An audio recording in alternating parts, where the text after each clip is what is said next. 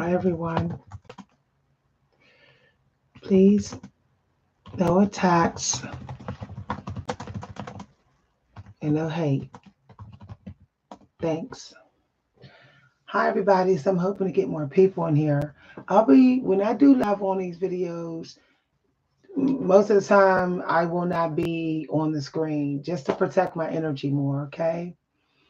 Um, y'all, I had to do this video because some people are just not getting it. Um, there's a lot of finger pointing. There's a lot of complaining, endless complaining online, endless conversations about themselves. A lot of people are doing this and in denial. They're saying, "Oh, I'm still healing." Um, there's other ways to heal rather than talking about your problems over and over again. You can heal through doing something artistic. Um, this endless complaining online, it's really affecting the world in a major and bigger way. People aren't creating artistic stuff anymore. It's affecting the younger generation. The younger generation are not getting the books that they need because we're not writing them. The younger generation is not getting the art inspiration because we're not creating it. We're failing the younger generation because we will not shut up. Okay? Middle-aged people will not shut up. People over 30 will not stop talking. I don't know why we came we 2019 and 20 hit and everybody won't shut up. Okay. All that talking we doing, all that talking could have been bringing money. All that talking could have been in books. All that talking could have been in audios or in art or in poetry or essays or stories. But yet we want to sit up on these platforms and talk our head off all the time. And then sit back and wonder why the rich is getting richer, okay? And we're still not getting our reparations and we're still where were in 2018 financially. The greatest the greatest and most gifted people don't talk a lot. They don't talk about their problems a lot. I know that sounds backwards, but a lot of gifted people do not join group after group, circle after circle, talking about their life every chance they get. Hemingway said, the worst thing you can do is ask a writer to talk. That's the worst thing a writer could do. That's what any artist. You got something to say about what you're going through, pick up a colored pencil and start sketching. You might create something that's worth millions. And I know that it sounds like I'm coming. I said no BS talk, and I said stop blocking yourself. It's sad that people over 30 is just sitting around in the house, sitting on their cell phones and platforms, talking all day. A lot of the young generation, they out here living their life. They doing things. They creating things. Complaining all the time online is not doing nothing. All that's doing is damaging your throat chakra. A lot of people say, well, I'm not complaining. If you join video topics and discussions, it's always related to what you're going through. And this is something you do on a weekly basis. You're still complaining. You're just dry complaining. You're low key complaining. This is why I literally did not get on the internet yesterday evening, afternoon. I was like, you know what? I just don't want all that noise in my life. Um, I really hope people take this seriously because I didn't get some messages. All right, just like red flags. Like it's time to be more quiet. It's time to be more quiet about our life and about who we are. Stop talking about ourselves all the time, about the same people, the same narcissists. That it's I can't take it anymore. I really hope people stop, because all hell is coming up, okay? This things ain't got bad yet. We think it's bad. It's gonna get bad next year. All right? Because people's running out of money. People are running out of money. The economy's too jacked up. All right, it's only gonna get worse. It's only gonna get worse after people do all this shopping they gonna do.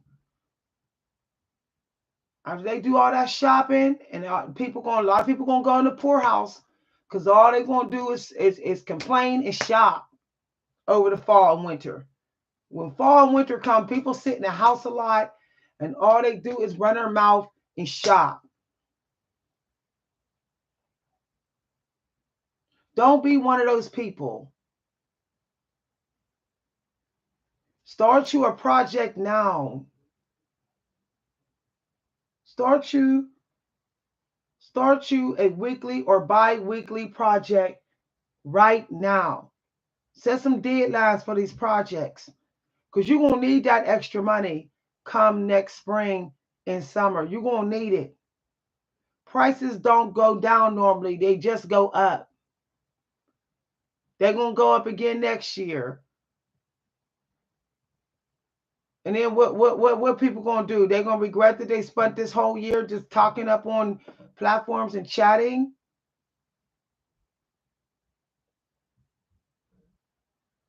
The harvest is coming in. The harvest energy is here.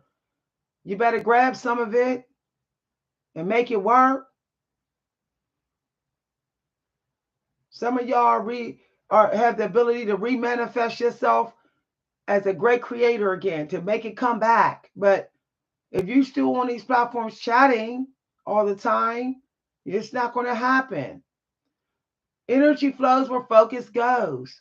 And if you keep on focusing on the narcissist and family drama and toxic relationship topics, that's exactly where your energy is going. It's not going to your art. It's not.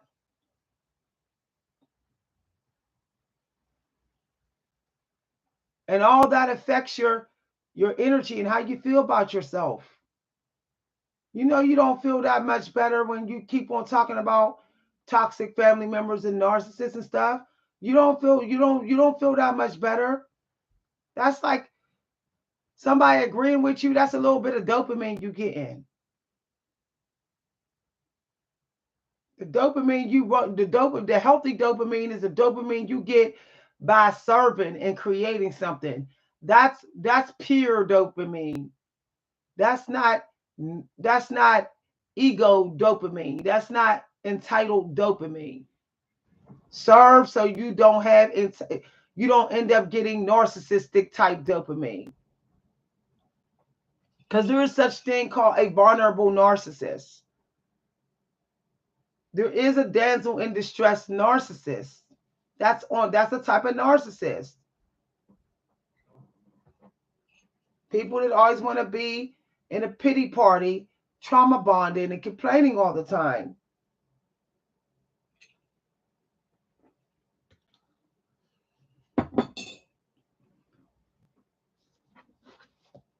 Now I'm gonna read some of these messages.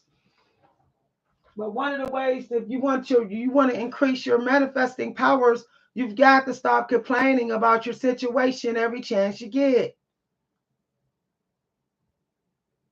That's real talk. Just so because somebody talking about something that you've been through don't mean you need to talk about it. Oh my goodness.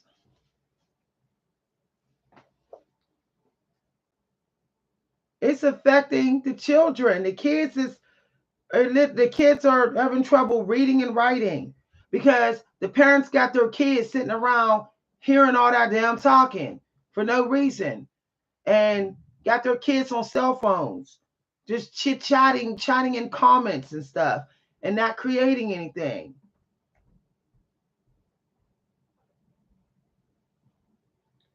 And then saying it's the school system why my child can't learn. No, it's your problem. You keep having them on that phone just running their mouth in chat rooms and stuff and game chat rooms for no reason. No good reason, the same stuff over and over again.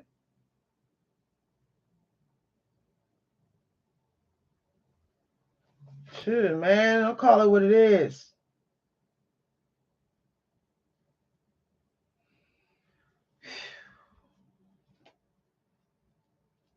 And I know people, even on this platform, on this channel, it's just here to talk about themselves and their life over and over again. Because I put videos up for writers and achieving goals. And so many people on this channel claim they're a writer, but yet they're not watching my videos. Everybody, I done met like writer after writer on this channel, but they don't watch my videos. They're my writing videos. They're not saying, "Hey, thank you." I get very few views on my writing videos. So everybody want to claim they're a writer, don't want to hear nothing about writing, but want to hear something about their life though. Want to hear about their family. We'll sit in a 1 hour video talking about that ex narcissist. But when I sit in a 20-minute video to learn about writing, man, that don't even make sense.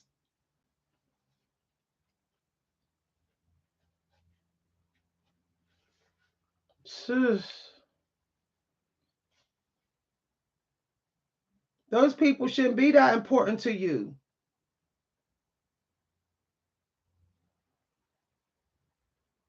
See, they just show me an angel number confirmation. People want to stay stuck because they won't stop dwelling and talking about people who are no good. Everybody keeps saying they're artists, but ain't nobody talking about, okay, I took this class, my book is coming out, my record is dropping. Ain't nobody talking about that on these channels. Everybody's still talking about their life. Phew. I can't do it. Like, I can't hear that all the time. That makes me want to shut the channel down because it makes me think that a lot of people are saying that they're divine ones, but they won't stop complaining.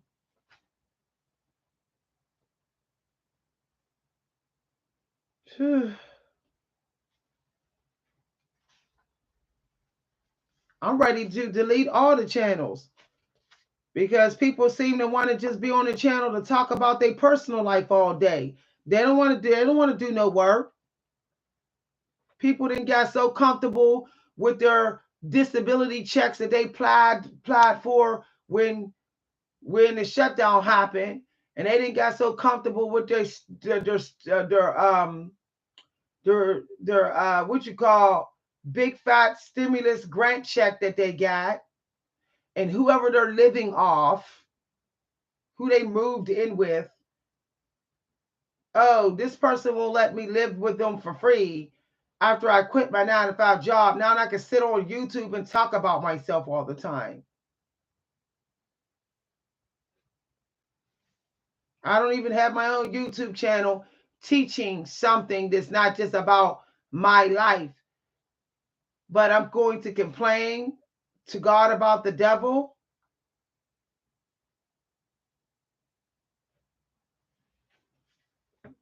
There's a lot of people not working.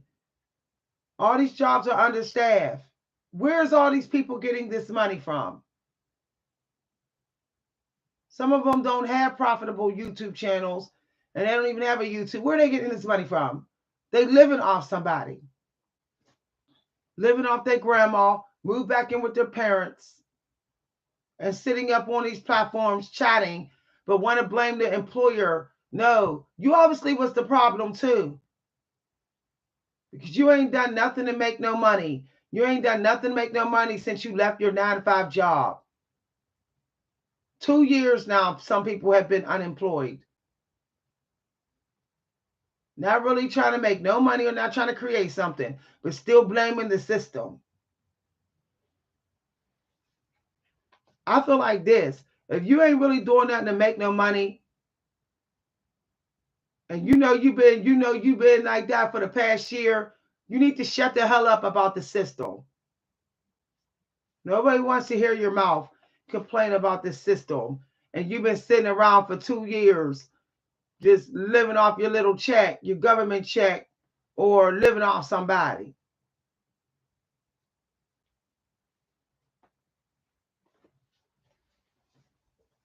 And then some people going to say, well, I'm going to go get me a little seasonal job because you want to go shopping for stuff.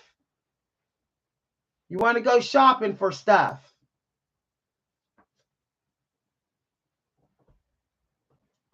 Half of the people in this world cannot be in my family because they'll put you out on the street if you think you're going to sit around and not make no money and just live off a little $200 check or whatever, and you ain't going to make no money and because you don't want to work a 9-to-5 job because your employer did you like dirt. Nope.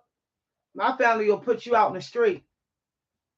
They don't care what you're complaining about. I'm hurt. I'm heartbroken. I'm recovering. Everybody's healing from something. Most of the world is healing from something. That's not an excuse to sit at home and just try to live off a little government check that you didn't trick the system to get. Since you trick the system to get, and so that your family don't put you out. Oh, I'll do stuff at home and buy my drugs and alcohol and stuff with my little government check and complain about the system and play fake, be a victim online.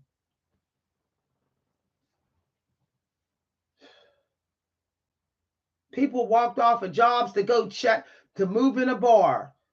People walked off of jobs to go move in a coffee shop and bar to run their mouth.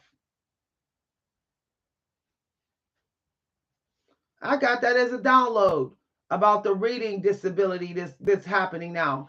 The angels told me that months ago that we were going to face a reading disability, learning disability crisis because people are not going to books anymore. They're not reading books no more. They're running their damn mouth. Now we're in that reading and learning crisis. People's attention span is 10 seconds, just like these YouTube clips. 10 seconds. Couldn't sit through a tutorial if their life depended on it.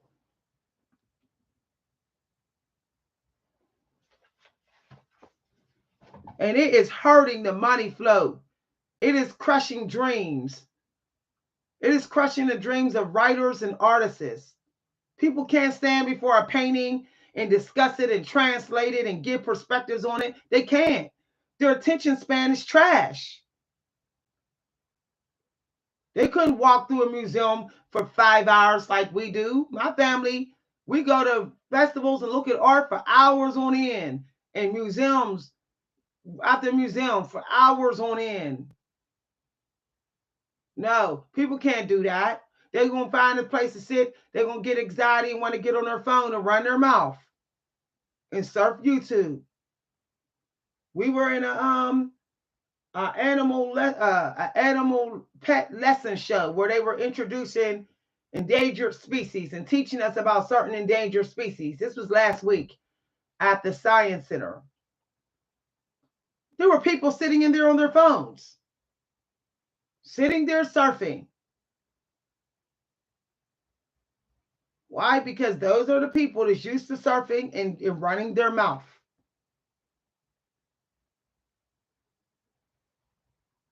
I didn't see one kid being taught anything in that science center.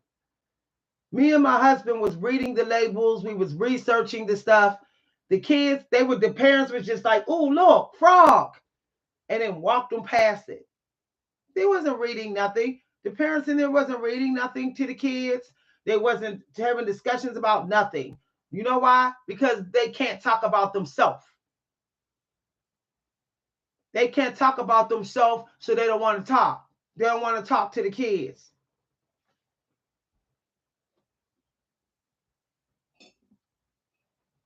We are in a zombie apocalypse. Nostradamus said that the zombie apocalypse was starting last year. Nostradamus was a metaphoric psychic. He predicted this, and it's coming true. He said last year, it was last year in his documents that they found, we would be in a zombie it would be the beginning of a zombie apocalypse. What he meant was brain dead, okay? He meant that we would all be, a lot of us would be walking around needing brains, eating other people's brains up, just information consuming, just to consume it, but not to really learn how to do something, not really learn how to create, but just to eat brains, because we don't have any. He was right. It's literally coming.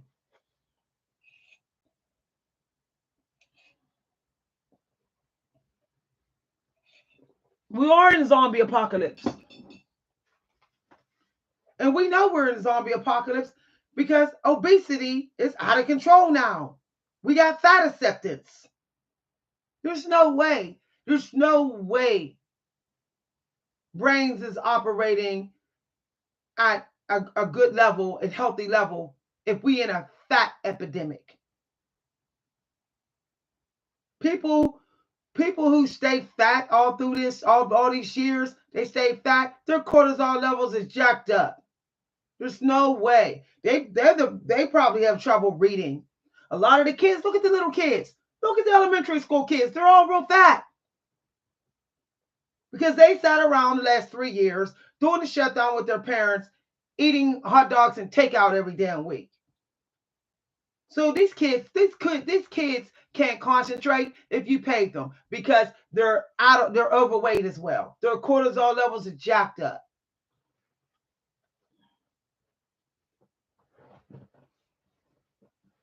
Oh, people are having human discussions. They want to just talk about themselves, though. Why is everybody having human discussions about the same stuff and about what somebody done to them? There's other things to talk about. When I grew up, we talked about art, things we wanted to do, even in my 20s and 30s. People think, oh, I'm talking to a human, so I'm talking, but you're still talking about your damn self. You're still complaining about your ex. You know you didn't have that conversation with 10 other people already. That's still zombie behavior.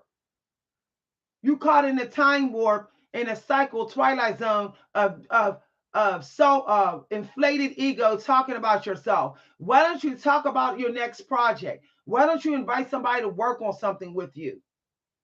You won't. Because you got lazy noodle brains. You have noodle brains. You can't. Only thing you can do is talk about yourself. Your brains is chopped liver. It doesn't take brains to talk about yourself. It doesn't take brains to talk about yourself. You remember what you went through, boom, that's easy to talk about. But but it takes brains to talk about something that you're learning, to talk about something that you're trying to master, that you want to create, that you're creating. Now that takes brains, okay? But it doesn't take brains to keep talking about what you've been through 10 different times, 10 different ways. You've already talked about that.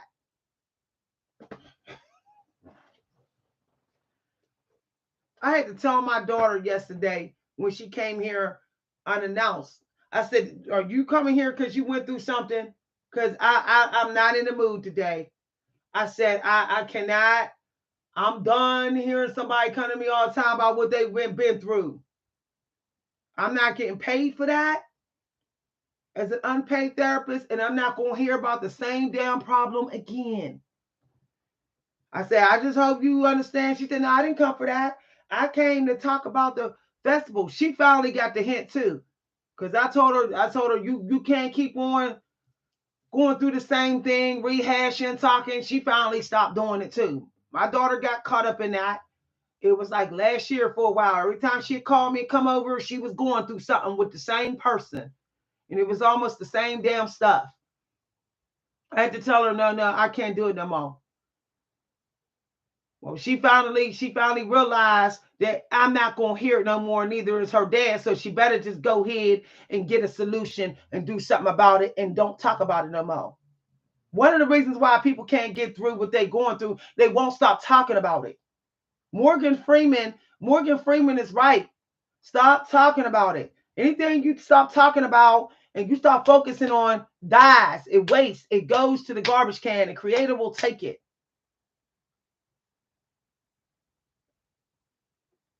If you stop talking about your art, that's why you can't do art no more.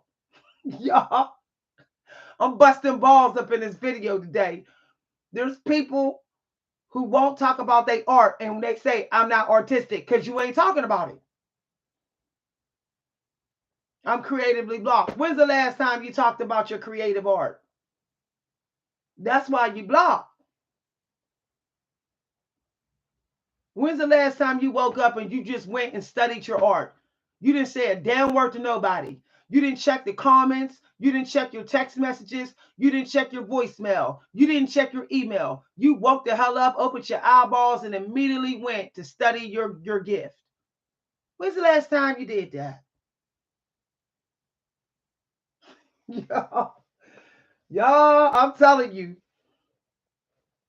Boundaries is also letting the BS die. Boundaries don't mean always arguing about it, talking about it, fighting it. Sometimes you just don't even focus on it. You treat it like it don't exist.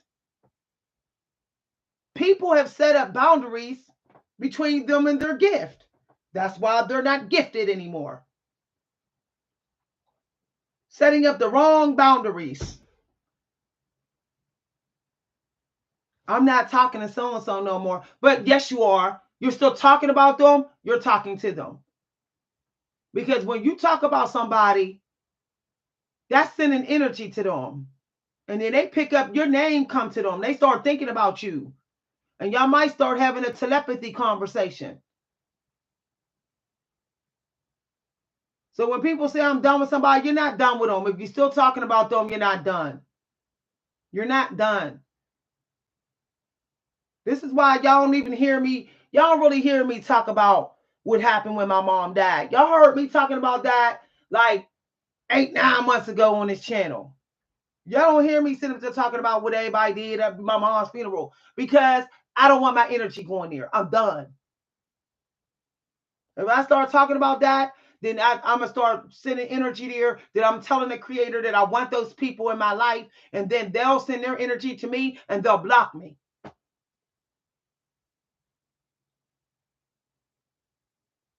Every time I talk to somebody on these streets, they always want to go talking about people. Something toxic. I say, how's your day going and all, Yeah, I say something nice like, yo, that's a nice gift you got. You got something nice in the mail. I see you open it. It's sitting on your porch or whatever.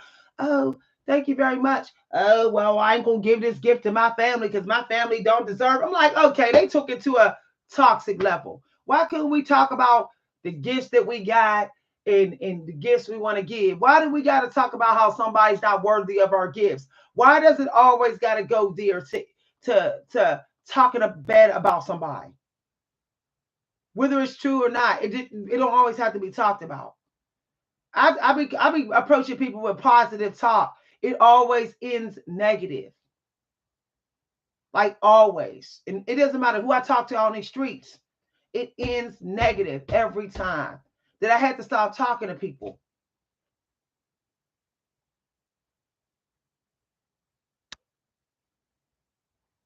And it's like I think half the world need counseling now. Like get a counselor.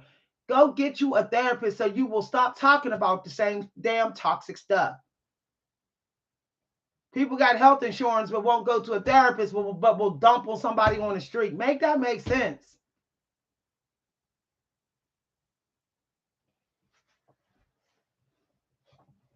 There's people that can afford to go to a therapist 3, 4, 5 times a week, but they won't. They'll just go ahead and dump it on a complete stranger. I hope people realize the dumping emotional baggage about what you're going through, that can still be abuse. That's still disrespecting somebody's energy. Because not everybody want to hear about what you're going through. Not everybody care. Not everybody is in a mood to hear about your random situations of toxic stuff.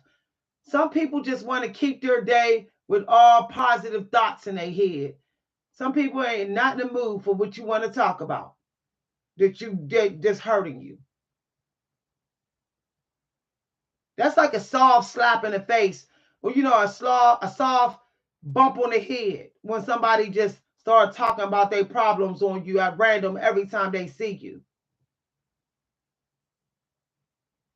And people will do that sometimes to bring your energy down. They see you happy. They see you happy. And then they start talking about their negative issues. Sometimes that's to bring you down to their level.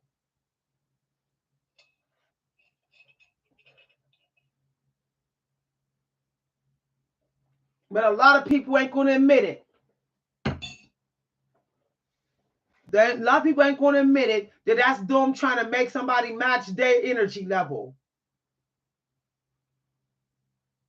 Or looking for someone. They're looking for someone to match their low energy level. Oh, I'm sad. I'm down. I'm down. Let me find somebody that can help me with this.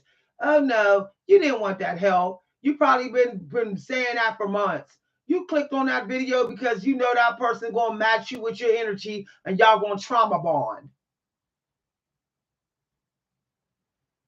Y'all know on my channel, I say stuff that trigger people and get under people's skin. And if people don't like it, they know where the damn delete button is. They can unsub and they can leave. Because as far as monetization and money goes with YouTube, that can kick rocks. Okay, I already know what they're about. I already know what they're about. Why you think I didn't monetize some videos this week? Because one thing I learned about that too, never let somebody think that you need their damn money. Because when you let's make somebody think that you need their damn money, that's when they'll bring toxicity to you because they think they can.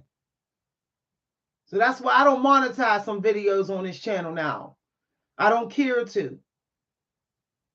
This is why half the time I don't say, please sub. I don't say that no more. So people know that I'm serious and I mean business on this channel now. I mean business. I'm not here for nobody to like me. And I really don't give a damn. I'm here because I have a child that has to live in this world when I'm gone. So I have to care about how this world is going. And my child don't got no grandparents, but on her dad's side. My child ain't got much support. That's why the Most High sent her a husband at 17. The Most High gave my daughter a husband because she don't have many people, very few people supporting her. But I know she got to go on someday without me, and if I go, she gonna have it hard out here. It's gonna be hard. So I need to try to do something here. I need to try to improve this world the best that I can, do my part, so it's a little bit better. That she'll be okay when I'm gone. And that's what you got to do too.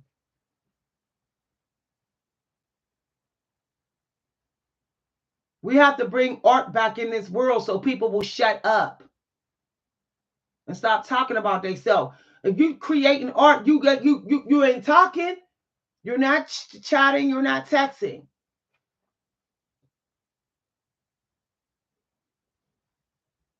All this chatting for no reason is putting us in war.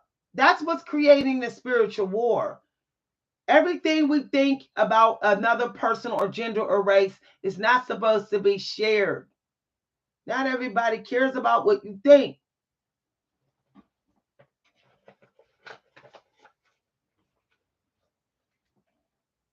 Exactly, Andrew. Not everybody, these people need to realize everybody cares about. Everybody don't care about how you feel about black people, white people, Trump, Obama. Who cares? In the old days, if somebody didn't like that political party, they kept it to themselves. They just didn't vote for that person. They wasn't sitting around the breakfast table arguing about that. If somebody did not support interracial relationships, they just didn't deal with it. And it kept walking. Now everybody want to tell everybody what they don't do. Like they're God of this world, like they wrote the Bible. I need to tell everybody what I don't do. Soon as I see it that I don't do, I need to say it. Soon as somebody bring up even some of the subject, you need to say I don't do it. Like someone's going to get punishment because you don't do it. It just amazes me how many times people have told me on this channel, told me I don't support you, your I don't support your belief in interracial relationships, Miss V.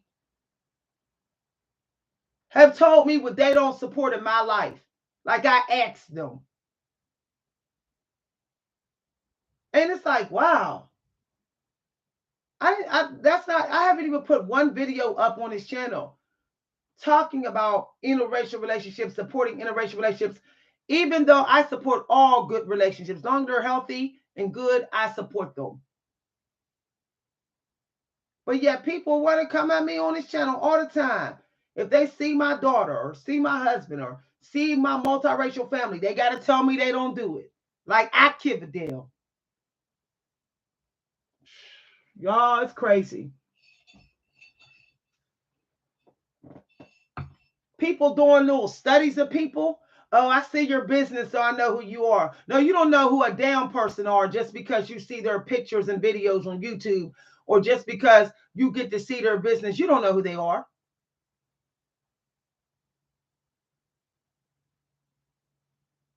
I've had people sit up there and assume because I'm living in a generational home that needs work, that we've been working on for like years on and off here.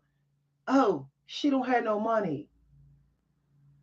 Wrong, wrong, wrong. But see, that's how people think. People think, but I don't give a damn. My problem is people are worried about that type of stuff. Making some premature assessment of other people's lives. And they don't even know the people. They so worried about everybody's business. Everybody came out and want to know everybody's business and think they know when they don't. Literally.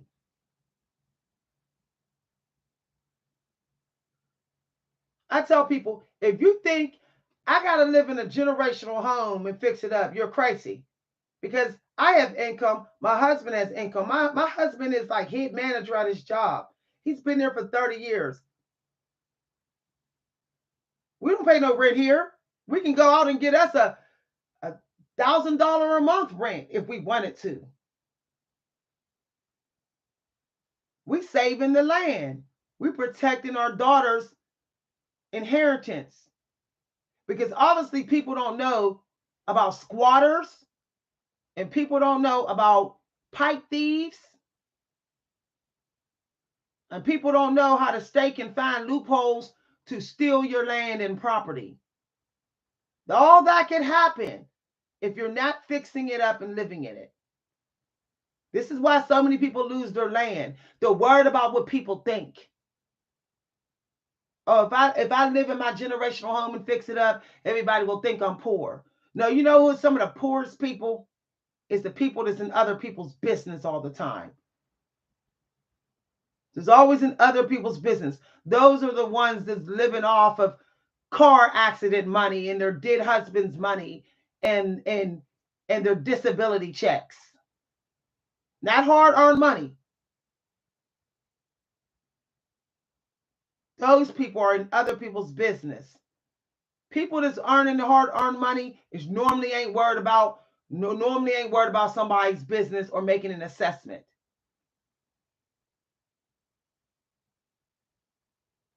I can always tell when someone ain't about getting rich. It's when they too much in other people's business. Celebrities don't give a damn about none of our business. They don't give a damn. But half the people, if we want to call them celebrities, we're talking about people that's promoted a whole lot. That's celebrity. But half the people who aren't ain't never going to get rich because they won't mind their own business.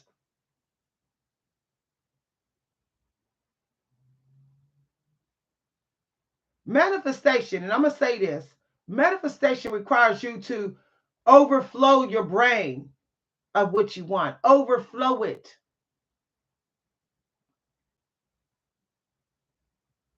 But every time you talk about your bad situation, you're manifesting yourself more in that bad situation. People don't realize that. The more you talk about your bad situation, all you're doing is sealing the deal with it.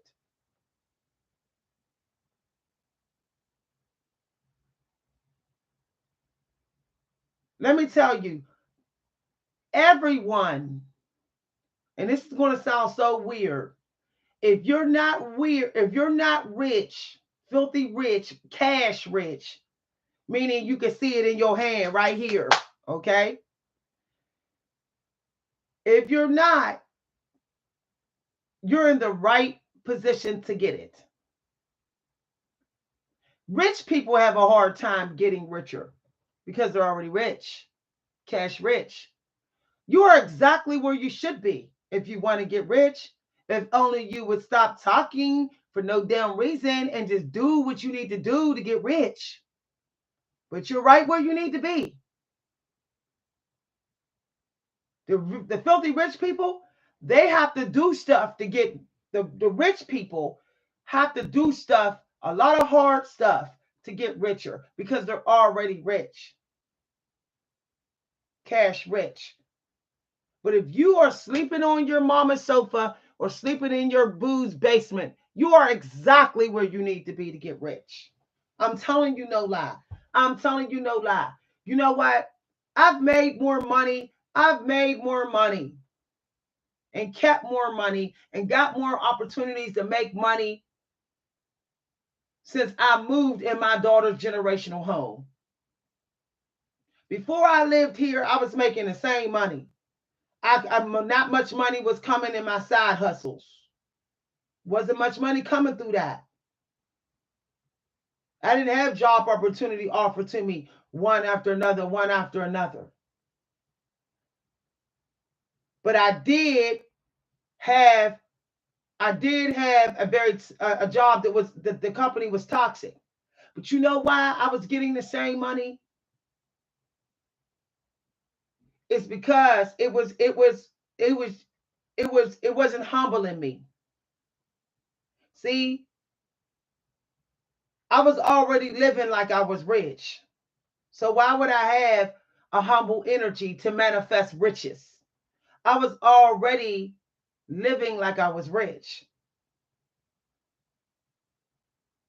You really want to get your dreams to come true? Be quiet more and stop living like you're rich. That's real talk. Let your life be empty. A lot of emptiness. Let a lot of stuff stay broken. I know that sounds so crazy. No, everything's not meant to be fixed. Some stuff has to stay broken. Some stuff has to stay broken. Stop trying to fix relationships. Stop trying to have closure. It's broke, it's broke, that's it. Let it stay broken. It's humbling. You appreciate the people that you do meet who's going to give you what you need and want. You appreciate the money that you do get and respect it.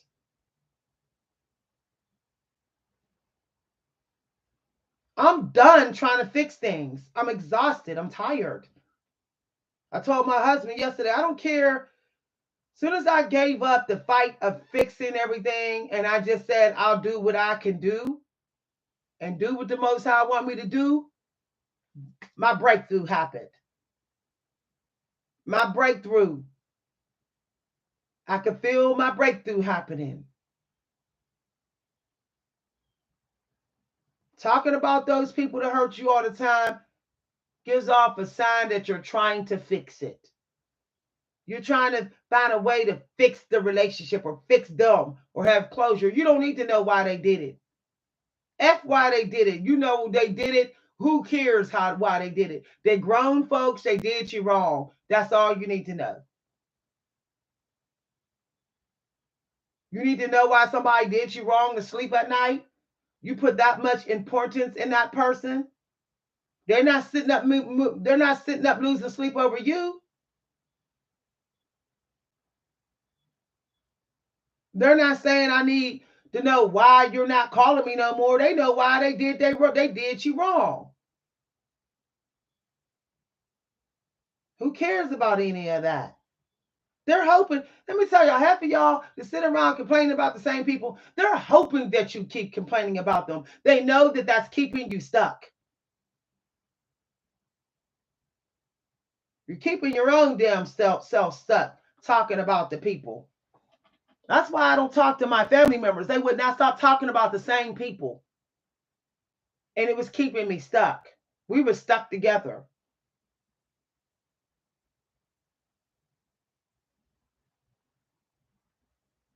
I really, really hope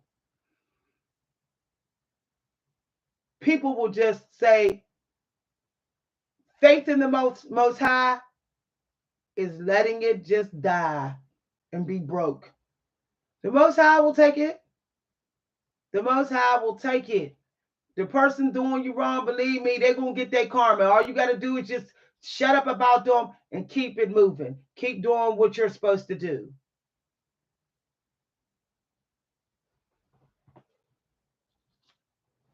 That's why I'm releasing my father's ashes this year before the year is out.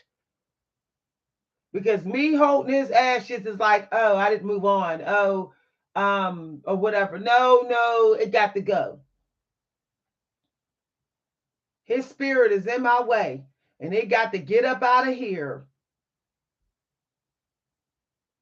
I'm tired of his spirit haunting me and following me around. I can feel it. You know, I'll be sitting there not even thinking about him. He'll come to my mind. I say, you know what? He's blockage. He didn't really care for me when he was alive. So his ashes got to get the hell out of my house.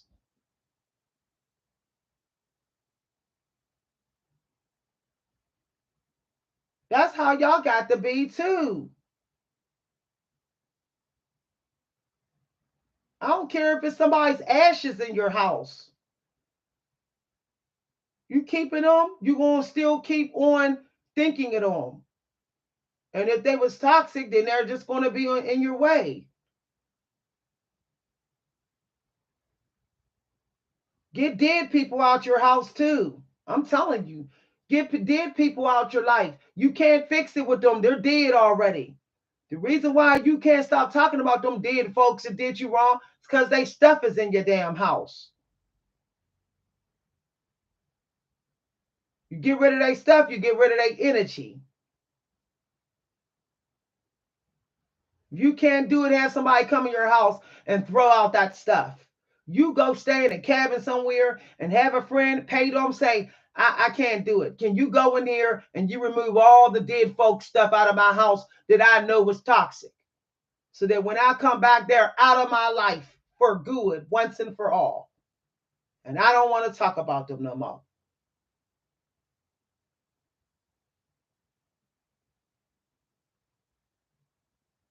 We are having a day of boundaries. This was the last 2 days, last few days, and today still is boundaries. That's why I'm doing this video. We in groundhog season now. You better start kicking people out so they don't be with you in the new year. Neither will their energy. Don't you want to go into the new year cleaner, more healed, thinking better, more creative? Or you want to go in the new year still talking about these folks that done you wrong? So you may have to go without stuff because it's stuff that they bought you. So what? You can get it again, sell it and buy it all over again. This came as a confirmation. This was a synchronicity. The angel showed me a video. It said, keep your pleasures cheap. The angels told me to watch that video today. It's called Keep Your Pleasures Cheap. Minimum. And it made me think about the groundhog.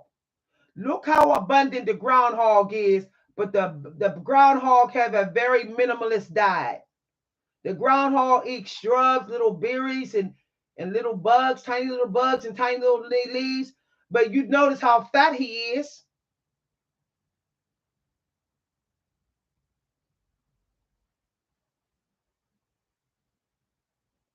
Keep your pleasures cheap. Be cheap. Be cheap with the pleasure of talking about these toxic people. You know, cheap mean this. I ain't saying much. This no, I'm saying a little bit. I ain't talking too much about this person. See, that's you're not don't that's not expensive because it gets expensive when you put a lot of energy in it. Don't get it twisted. You can have expensive conversations. You know, you left the conversation and you was drained and your energy was low and you couldn't manifest, you couldn't do that. See, that was conversation was expensive, too damn expensive. Be cheap with your conversation about stuff you know don't work for you. Well, this conversation don't work for me. I'm gonna go ahead and say two words and walk away. I'm gonna be cheap with my cheap talking. I ain't gonna say I'm gonna be cheap with the amount of words I say. Spend on this person in this conversation. Y'all, I be telling it like it is.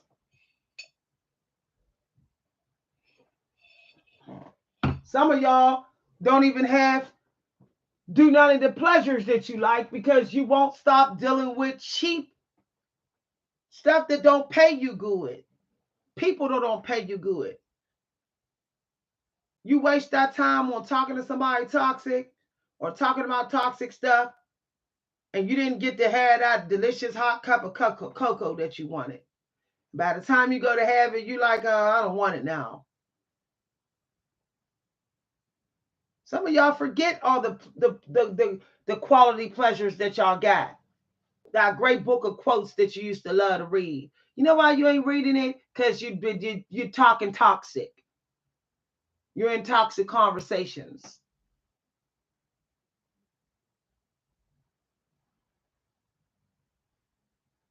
You better start setting a time limit on toxic conversations and hearing people talk about the same toxic stuff. So I'm gonna give about a minute on this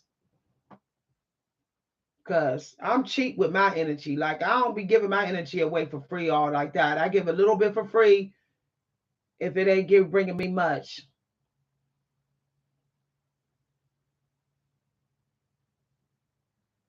See, everybody say that money is what we all need. No, what we all need is the right kind of energy that we need to have our soul plan. That's what you need to be chasing. The right energy. Get the right energy that you need and you get your dream. You will get the money.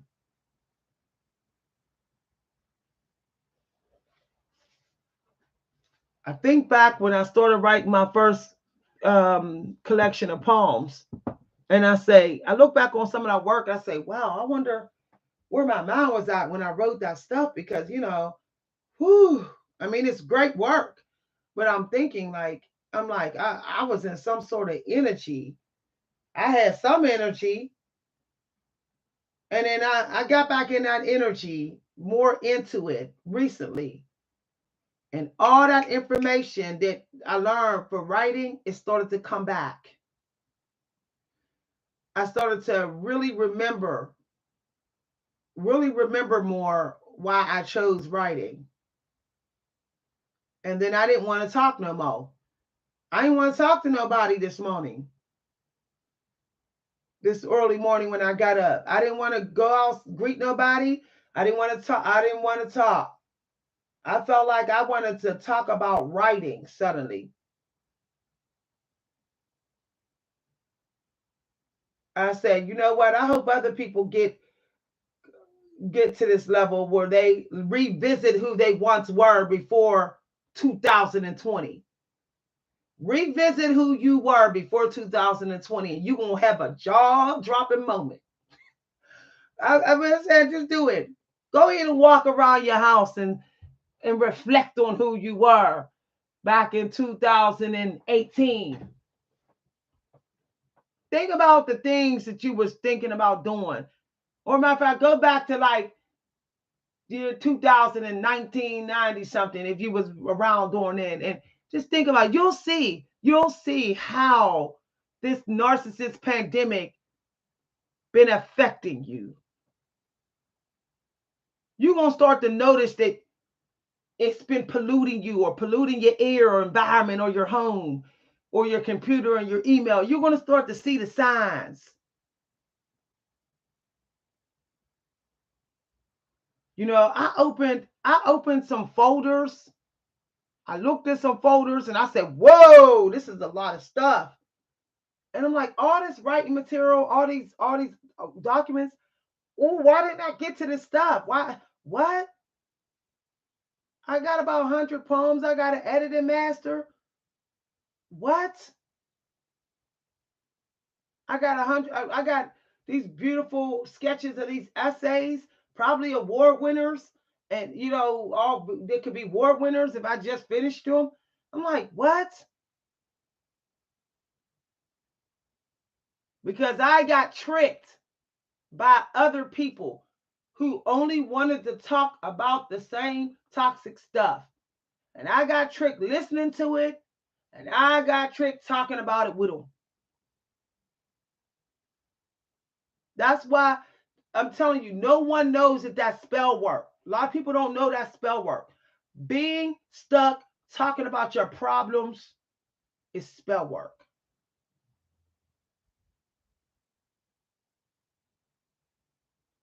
Why don't anybody ever tell you go create some art? They say, call me if you want to talk about it. Won't they ever say, you know what? Why don't you go and do something artistic to deal with it? You know why people don't tell you that? Because a lot of people don't want you to create something. A lot of people that you know, they don't want you to create something and get some money. Try it out one day. Everybody who keep on talking about their problems, say, y'all, let's stop talking about our problems and maybe write a story about it and publish it. Let's create something about it and get money off of it. Watch. Everybody that you know almost will say, no, thank you. They're not going to join you because they're sucked into the narcissist pandemic. They're going to say, no, I'm not really interested in that. No, I don't really want to do that.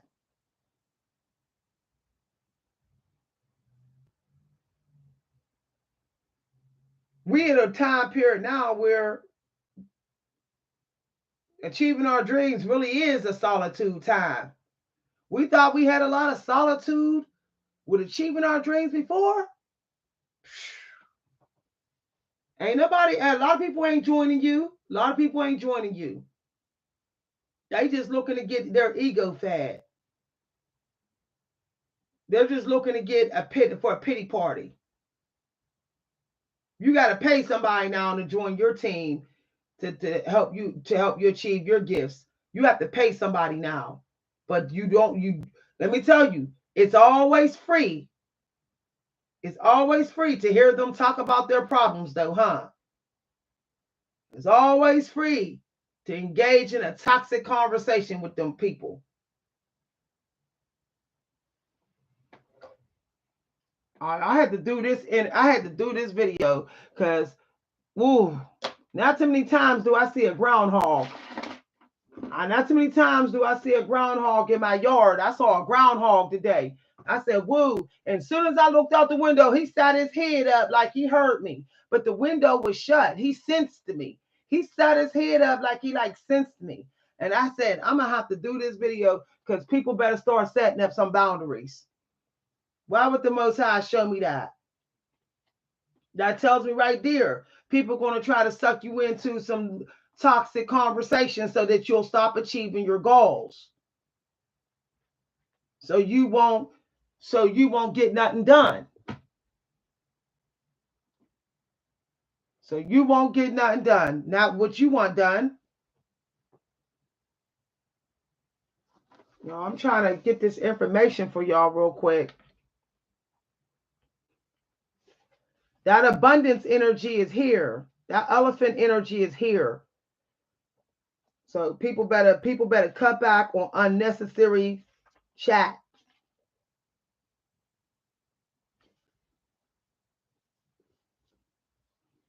I just had to say that.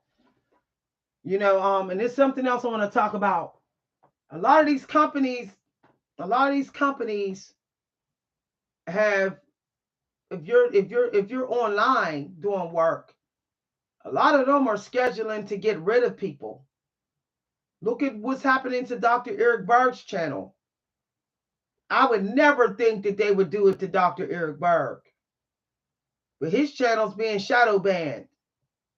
And that's messed up. Okay? He's talking facts on his channels. He don't do opinions. He's doing medical facts. And they're still shadow banned. His channel is hard to, keto video is hard to find. What does that tell you?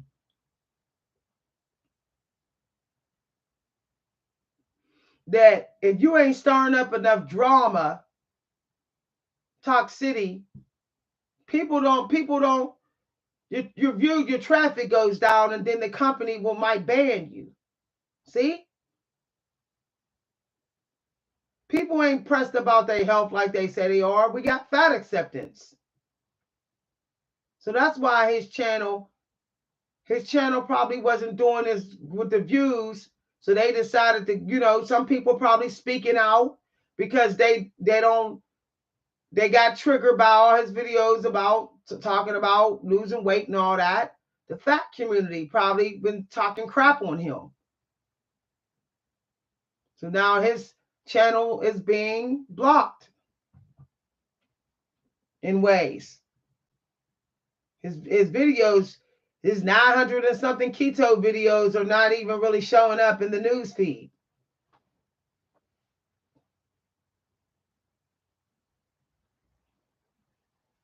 But Dr. Eric Berg, he made the mistake that I made. See, this toxicity is affecting people's income. It's affecting the income of the doctors now. The doctors trying to fight toxicity, and people hurting their income. The fat acceptance world is hurting the income, hurting the growth of these doctor channels. These doctors are on here talking about fasting, keto, and vitamin deficiency. These fat people sitting around saying, no, no, no, no, no. If I stop eating, I'm going to die. If I don't eat for 2 days, I'm going to die. Dr. Eric Berg is wrong. They're saying all that stuff, all that baloney stuff. And see, that's creating, the algorithm is seeing Dr. Eric Berg's channel as a problem now. When he's not the problem, the fat acceptance world is the problem. But toxicity is selling. And that is really sad. That is really sad. That is really sad that if you really go hard trying to not let people be fat no more, your views will go down on YouTube. Let's look at the YouTube community of the weight loss community. They're all going under. The people that was doing videos on keto and fasting and dry fasting, their channels are not being pushed anymore. It's not toxic. But if you get on YouTube and do mukbang videos eating 10,000 pounds of food, knowing it's toxic as hell, everybody will watch that video and give them views. Thousands of people will watch that video of that person eating 50 pounds or 200 pounds of food. People are not caring about growth. They just want to be in the latest trending toxic club. What's the most funnest toxic trending club on YouTube? I need to get in it. Yeah. Y'all, I'm telling you, it's crazy. Yep. The American. Nah, You talk about modern day American dream or pie. You're talking about the modern day American dream. The non-modern day American dream was not toxic. Okay. Yep. Yep. People saying do 100 squats. I did 100 squats daily. Why are you telling people to do 100 squats? 100 squat jumps to destroy their knees. But that video will go viral. But let somebody do a video to say do 5-minute hit. That won't go viral. Doing 100 squats a day is not better than doing 10-minute hit a day. I used to do hit. I'm gonna show y'all some pictures of me when I did hit every damn day in my 30s and my 20s. I showed some of y'all. My waist was smaller than Marilyn Monroe's. My waist was so small, and you can see my abs. I didn't even go to the gym. I did hit. I walked about a mile and a half every day down the hill to work, did hit halfway there, and walked the rest of the way there. And I did the same thing back home. I did that every single day for 5 years straight. I never went to the gym. And my legs were cut and my abs were showing. I was firm. I had a nice solid body. And I was modeling, making like $50 minimum an hour when I was modeling. And I never went to the damn gym. Dr. Ehrberg talks about HIT, boosting human growth hormone. But no, they don't want to promote that video. They don't want to send those videos out, okay? They want to send the videos of people doing 100 burpees so they can hurt their spine and their knees and mess up their joints. When a 10-minute hit exercise where you just run it in place and resting for 30 seconds, run for 30 seconds, rest for 30 seconds, run for 30 seconds, rest for 30 seconds, that's not going to do nothing to your joints because you're resting for 30 seconds. And you're only doing it for like 5 to 10 minutes a day. That will hit leaves almost every damn exercise in the dust because you're boosting human growth hormone. You can transform your body alone by doing hit. Hit with some calisthenics. 10-minute calisthenics. I did 10-minute calisthenics and hit every damn day. I never went to no gym. I didn't own no weights. And I showed y'all some of the pictures. My glutes was sticking out. You could almost see a plate on my booty. But people, I'm just calling it what it is. I'll post the picture again. My calves is all nice and cut and ripped. My thighs is all nice and cupped and ripped, and my butt is sitting out. It looks like I'm standing looking behind me, and it looks like it's in a plate almost on my butt.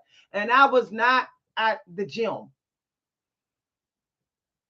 But they keep on sending these videos to people. They keep on telling people to do all this extensive weight training.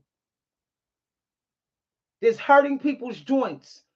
Dr. Eric Berg don't be promoting all that. He promotes keto a lot and HIT, human growth hormone. He talks about this. And he talks about that, and he talks about getting your vitamin levels together. Because of him, I found out that my weak muscles, because I had potassium deficiency that I didn't know I had. I had to start eating carrots and bananas. I didn't even know that you could eat like 7 eggs a day. I thought if I ate 4 eggs a day, I would get high cholesterol. That's a lie. You're not getting high cholesterol from 4 eggs a day. My husband has high cholesterol, and it does nothing to his cholesterol when he eats 4 eggs a day. Not even 8 eggs. We've been lied to. Why? You know why people say that? Because they want you to buy that meat. Because the meat is expensive. If you buy eggs, you'll be saving money. You won't be buying that meat. You won't be buying that meat because you can eat 6 eggs and do keto, and you'll get very close to 80 grams of protein. Very close. See, this is rigged. This system is rigged to keep us spending money. And if anyone that is stopping us from wasting our money, they will be banned. You will be censored on these platforms.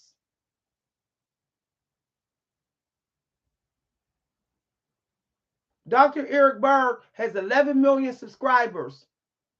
They're mad because they see that people are saying, I lost this much weight. I lost this much weight because of Dr. Eric Berg. See, that's keeping people from running to the YouTube. Because if you lose the weight, you're not going to keep watching weight loss videos. See, this system wants you to stay fat because you fat. If you fat, you're thirsty, you're desperate, you'll waste your money and you'll chase your aesthetic stuff and you'll do toxic stuff. And that means the rich will get richer and you'll stay fat and poor.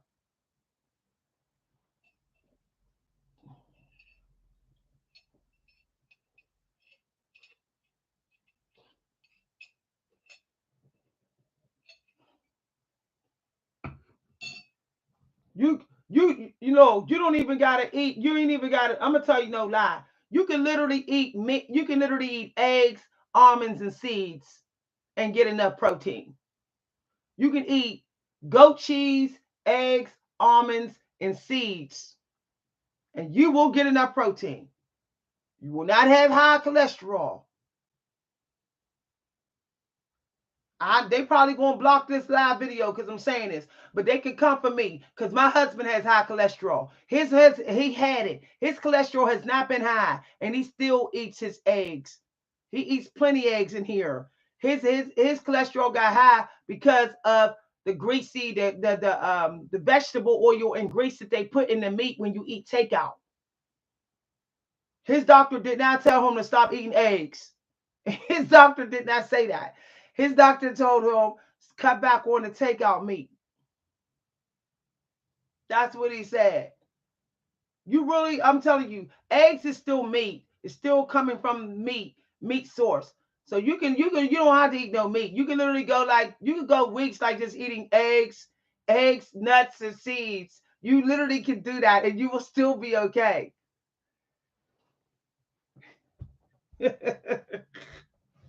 You don't have to eat no meat. You don't have to eat red meat at all. You can literally eat eggs. You can literally eat eggs, cheese, and nuts and seeds and lima beans. Lima beans is abundant in protein. So you can eat lima beans, eggs, cheese, almonds, seeds. And if you want a little bit of meat, sardines. You can eat some sardines. Small gang meat. Sardines or tuna. So 4 days a week, you have no meat at all. 3 days a week, you have fish, which is like sardines or tuna. You want small game. Okay? Because small game is abundant. All right? It's as overpopulating the sea as it is. So you want to stick with the small game. You do not need to eat salmon, cod, perch. You don't need none of that. You can go ahead and fill in some of that protein with some sardines and some tuna. Like we'll talk. But everybody want to go for meat, meat, meat. Meat is a delicacy. It's not an essential need. Big game meat is not an essential need. Now, someone gonna argue with me about this, okay? But I know that I be going almost all day, and I didn't went plenty of days where I ate no meat. It was just beans, seeds, almonds, rice, and eggs and cheese.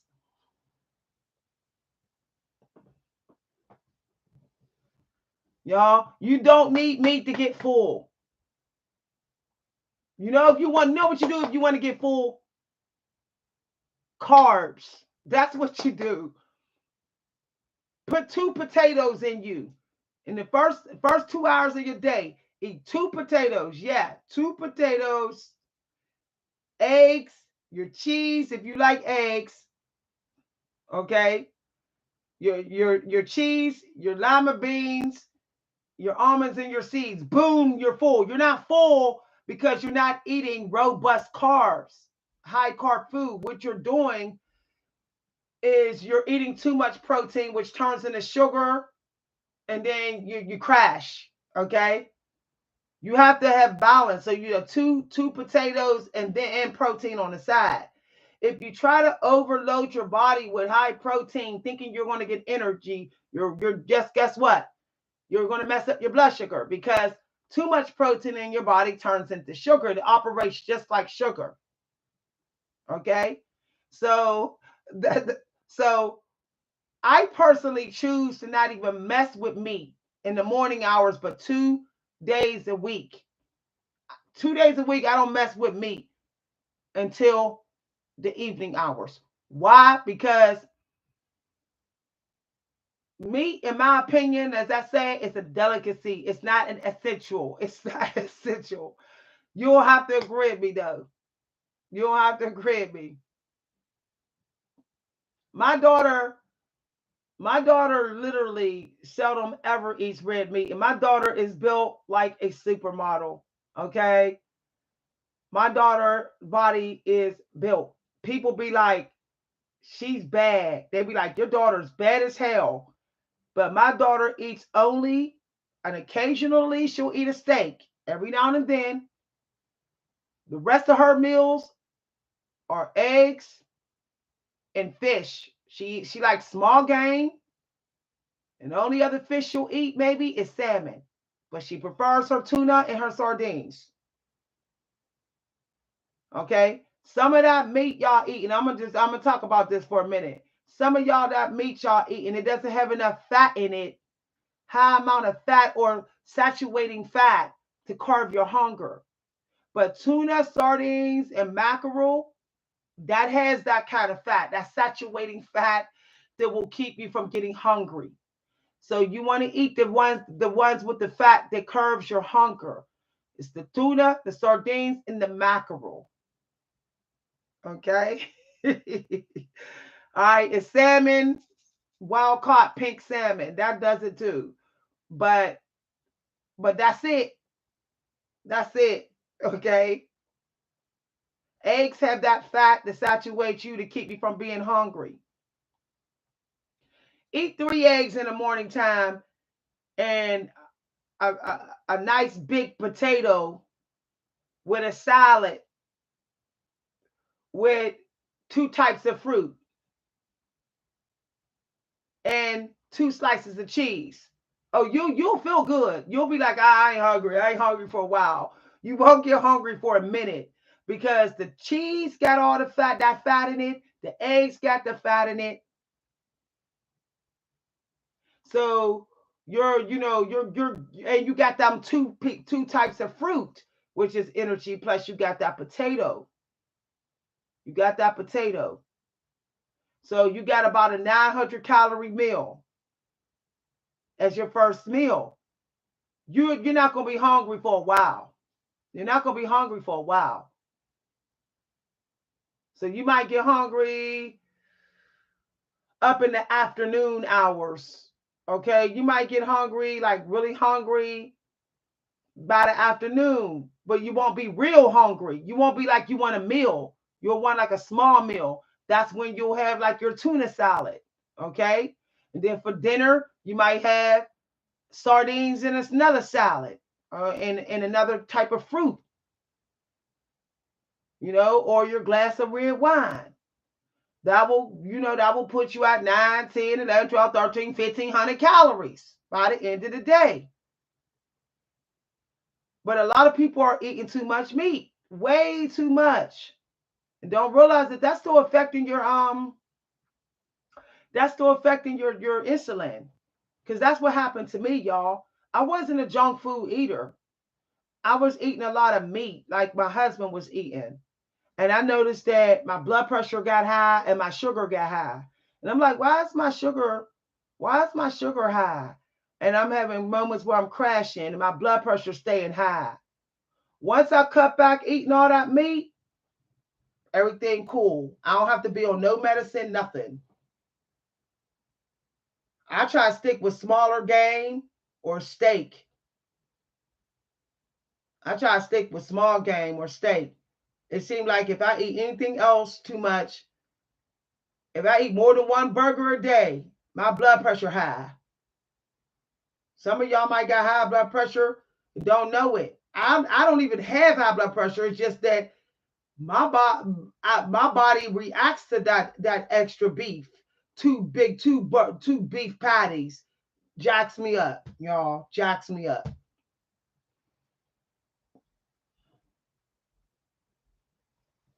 I don't really. I might eat beef. I eat turkey beef.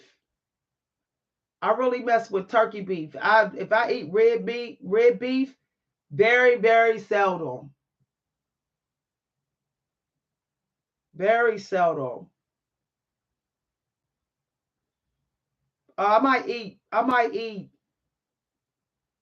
a beef patty or some chicken maybe once a month. I only deal with turkey patty. I have a very weird diet because I will go literally weeks without eating um chicken or turkey or chicken or beef. I will literally just stick with my fish. And then I'll take a break because you can't eat fish for so long because of the mercury and all that. So I'll take a break and I'll have turkey patties. And then I'll cycle back to the small game fish.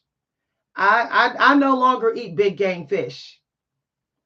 And once my ice box is all the way empty, I will not be eating any beef again. I will not be eating regular beef. That's big game. That's real big game. I ain't messing with that no more. I'll stick with the small game. It's abundant, you know. I don't feel too bad eating sardines and tuna. It's too many of them. We have to because if we don't eat them, then the big fish in the ocean will dominate. See, we have to eat that small game because if we don't, we're gonna have some megalodons up in the ocean. All right, that's what we're gonna be dealing with. And them megalodons is gonna be taking down some of them boats that they got our supplies on it. So to keep the big sharks in the wells from getting too big, we have to eat that small game. Okay. I don't mess with that beef like that, y'all. I'm cool. Ever since I stopped eating burgers and stuff and going out for takeout for beef patties, my intuition been on, and plus I don't have high blood pressure no more. We don't mess with that here. If we do eat any type of meat that's other than fish, it's turkey. Now my husband likes chicken sometime and pork, but me, I stick with my turkey like 90% of the time. My turkey and my small game. Once I finish off my turkey patties, I'm all small game from here on out. I got like two turkey patties left, and that's it. That's it. I noticed this weight is coming off, y'all. I'm losing this weight so fast. Ever since I started eating mostly small game, the weight is coming off real fast.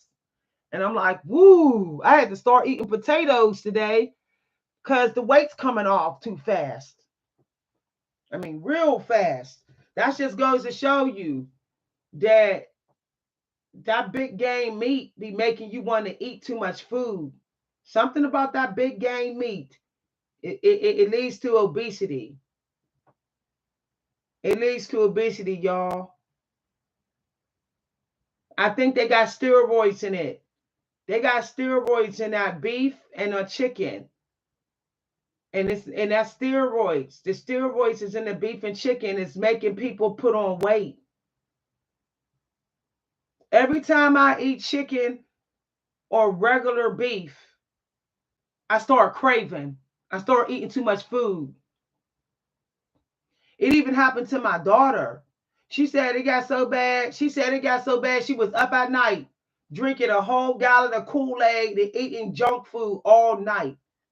She said, Mom, I had to stop eating red meat, beef, cow meat. She had to stop eating that, and I had to stop eating chicken. She said, Mom, I was eating that Chick-fil-A every day, then I was up at night eating junk food. I said, so was I. So we both stopped. I'm cool. You won't see me at Chick-fil-A. I'm cool. I get bumps and stuff every time I eat, like a nice big chunk of pork or chicken, bumps all over me. My skin been clearing up ever since I stopped eating that. No, I see pork and chicken as, to me, that's like delicacy, street food. That's like hood food. Like, I don't mean no harm, but you eat that when you struggling. Like, I'm really struggling, so I'll eat that. But other than that, no, I'm cool. I'm cool. I don't even care about making my own chicken. No, there's steroids in chicken, y'all. There's steroids in chicken. If I eat chicken, it'll be one chicken breast in the most 2 days a week if I eat it. You won't see me fired on like two, three chicken breasts and six, seven chicken wings and stuff. No, no. Pay attention sometime when you eat that chicken every day. If y'all chicken eaters, start watching how you start craving and stuff. You be wanting ice cream and be like, "Well, I want some ice cream." You be like you be adding extra food on your plate and stuff. Steroids. That steroids is making you eat more food. It's a trap. If you eat more food, you'll buy more food. You'll make the food industry rich. That's why they put them steroids in it. But wild caught small game fish does not have steroids in it. Wild caught small game fish does not have steroids in it. I have a friend who's always been very lean and very fit, and he only eats wild caught fish and turkey beef. I started eating like he eat, and the weight's coming off real fast. Like my metabolism sped up. He eats turkey beef, and he's always been real ripped, and he eats wild caught fish, small game. Once a month, excuse me, y'all, excuse me. Once a month, he eats salmon. Um, he might eat one bag of salmon a month, and then, yeah, he eats one corned beef sandwich a month as a break from eating fish, so he doesn't have too much mercury, and he eats salmon, um, like 7 days out of a month, but he mostly eats small game.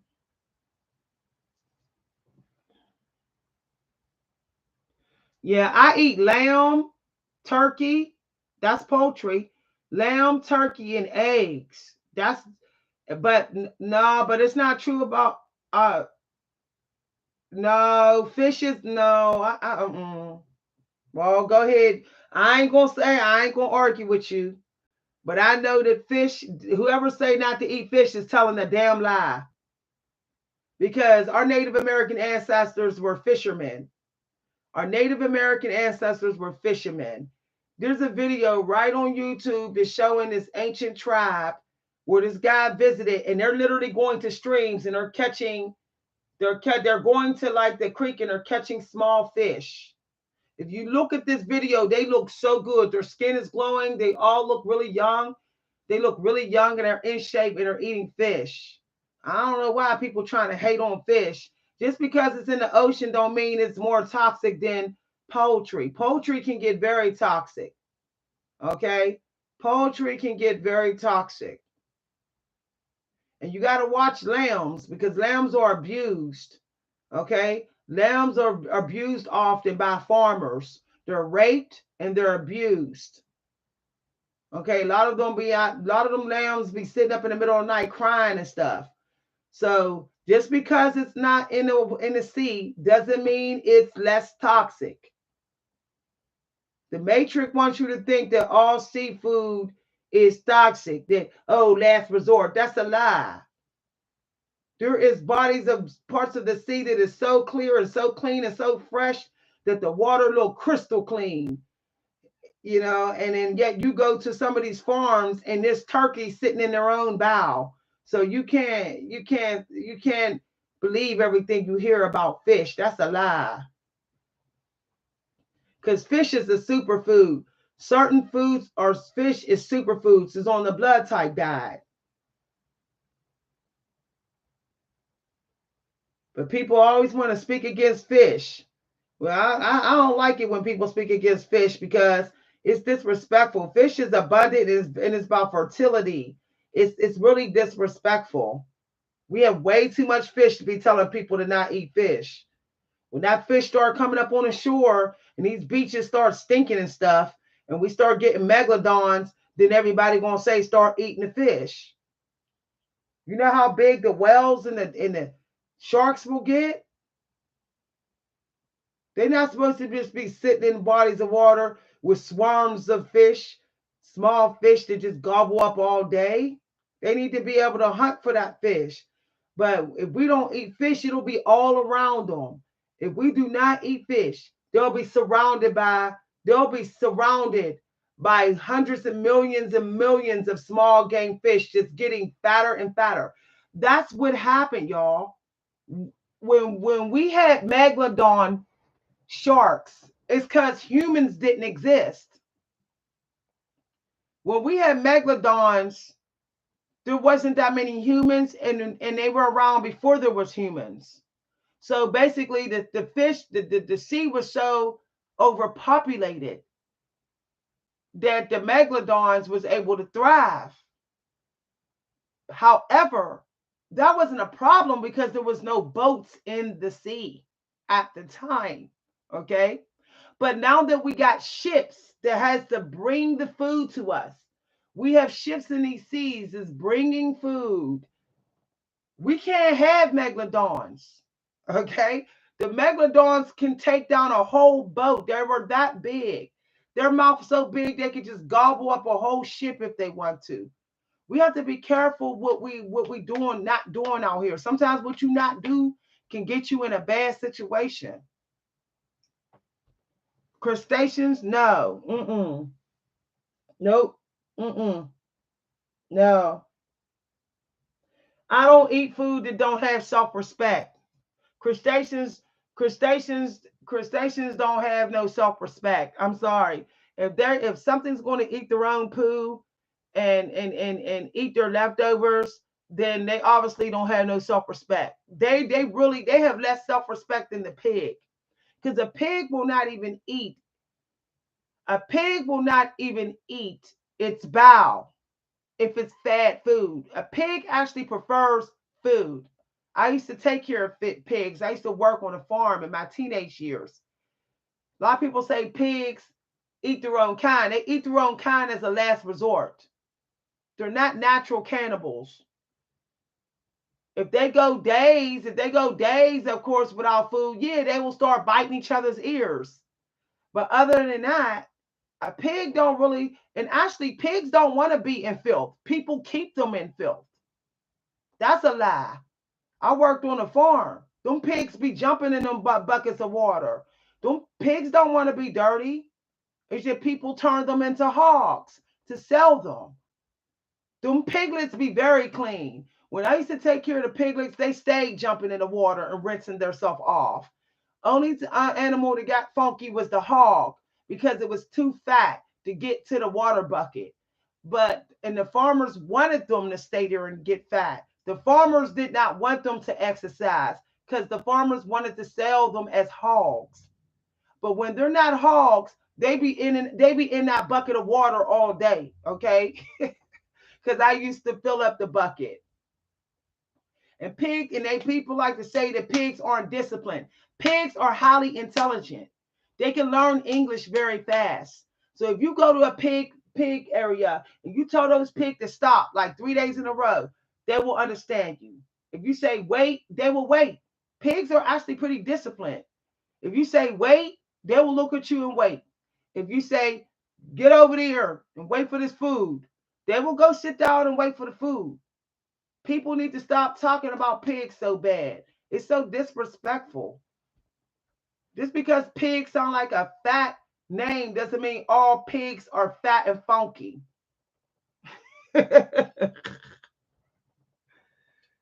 uh, because crustaceans are low in calories. They know they can stay skinny. That's why the rich people eat crustaceans. You want to lose weight really fast? You want to really lose weight really fast with no struggle? Eat crustaceans. You'll get thin quick. They're super low in calories and high in protein. So you can eat a big fat bowl of shrimp and your calories will not be real high. That's why they like them crustaceans. They're they're so paranoid about putting on weight. Crustaceans are like diet food, really hardcore diet food. Crustaceans is you're supposed to eat when you have nothing else to eat. Crustaceans is food that you eat when you're stranded. You couldn't find any. You couldn't find potatoes. You know your beans didn't grow. You couldn't catch a salmon. That's when you eat some crustaceans. Crustaceans is a last resort food. It's a last resort. They don't eat them crustaceans because it's classy. They eat them crustaceans because they know they can eat a big fat bowl of them and still not go over their calorie count. They could be hogs without putting on the weight. They can sit up there and eat a whole tray of shrimp and not have to worry about putting on so much weight. They want to be hogs, but they don't want to look like a hog. uh, they want to sit up there and feast up a storm, but they don't want to walk away looking like they did.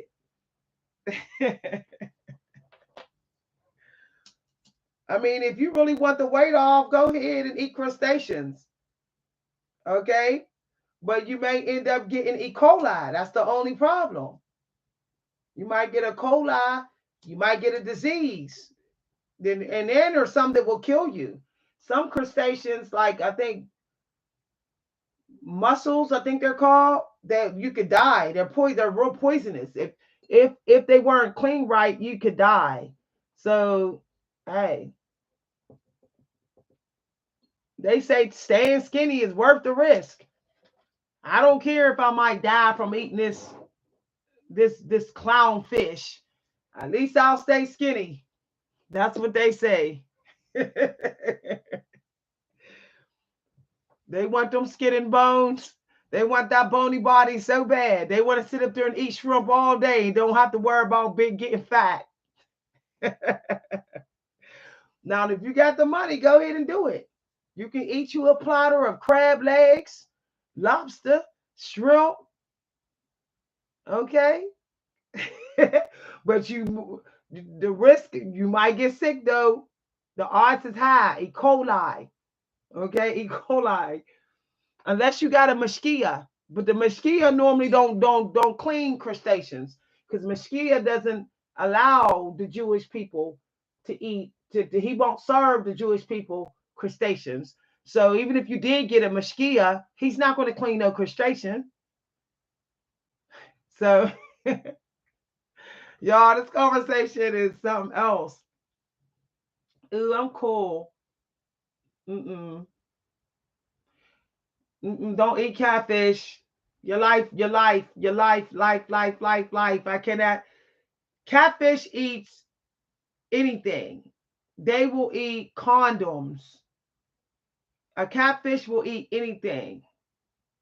Why do you think they live so long in northern rivers?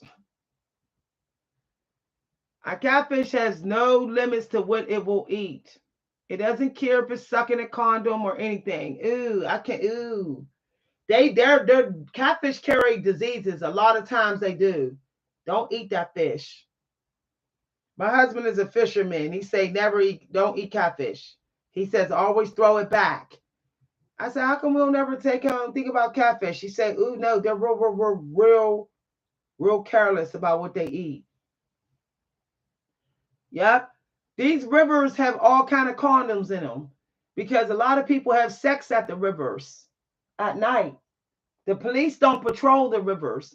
You can have sex all night at the rivers. You can sit down on that beach where the stone is, have sex in your car, have sex at the river shore, and throw the condoms in there. People do it all the time. We have pulled out so many condoms from the river. I can't even begin to tell y'all. We pulling out catfish and condoms at the same time. When we go fishing in the river, we be pulling out some disgusting things while pulling out catfish. So, ew, ew, ew, ew. Mm-mm. You might end up, ew. You cut open that catfish and there's a condom laying in there. Good grief. Good grief. I don't want to cut open a catfish and see somebody's finger, somebody's toe, or something. Catfish will eat corpse. They don't care. They will eat dead body parts and stuff. Ew, you cut open a fat catfish and see somebody's toe inside of it. Ew, you've been passed out. No, I don't eat none of that. Mm-mm. No. Yeah. I do the blood type diet, y'all. If you want to lose weight, just do the blood type diet.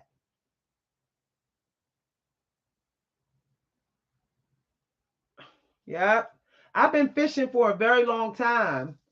My husband is a fisherman and all his friends are. And not one fisherman of his, not even him, will eat a catfish. Like, now I'm cool. We'll be at spots with like 15 other fishermen. We'll say what you caught. They say catfish. They say I'm throwing it back in. That nobody eats them. Yeah. They're like a vacuum cleaner. A catfish is like a vacuum cleaner. Why do you think their mouth look like a dusty vacuum cleaner? Look at a small handheld vacuum cleaner. It looks just like a catfish. The shape of a handheld vacuum cleaner is shaped just like a catfish mouth. That should tell you right there. A vacuum cleaner will take up anything. I'm cool. I'm not trying to eat a corpse. You've been in, you've been in, cut that fish open, and you the fish, and you get to cooking it, and you cut it open to eat it, and there's somebody's toe in there. You didn't eat. You're eating fried toe. Ew. You know how many dead bodies are thrown in the rivers all the time? Rivers are loaded with dead bodies. That's what they always say. Oh, dead body, this, somebody's leg, arm. Where do you think a lot of these big crime organizations throw their bodies? They throw the bodies in the rivers. Yep. And the rivers are abundant in catfish. Now, cool. The only way I'll eat from a river is if it's a stock river. It must be like a river creek that's been stocked, meaning it's been stocked with fish. They stock the fish like every other month, so like the fish ain't getting sick and stuff. But these like the Allegheny River, ew, like nah, I'm cool. Nah, we pulled out a catfish one time. This catfish had warts all over it, and it was pregnant, and ew, it looked real sick, y'all. It was green, and you could tell it was real sick, and it was a mother fits catfish. I was like, ooh, ooh, get it away from me. It was so sick, y'all. And my husband had to hurry up and throw that thing back in there.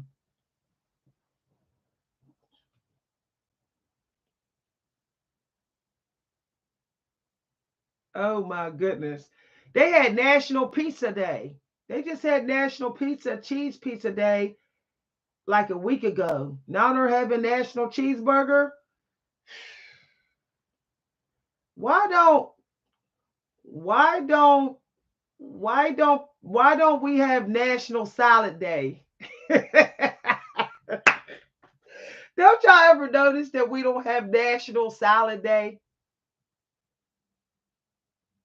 Like I'm gonna ask y'all a good question here. How often do you see them having National Mediterranean Food Day? You can barely find Mediterranean. I can't say the word because my dental work. Mediterranean food. You can barely find it in North America.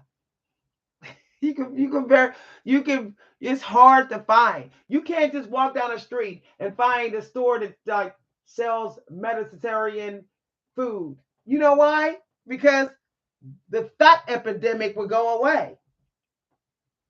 Mediterranean. They're not going to have that because we won't be fat no more. Okay, I'm telling you that they won't have they won't have that. See, they're not going to have that. They're not because they know that's not cheeseburgers. That's not cheeseburgers, and that's not pork chops.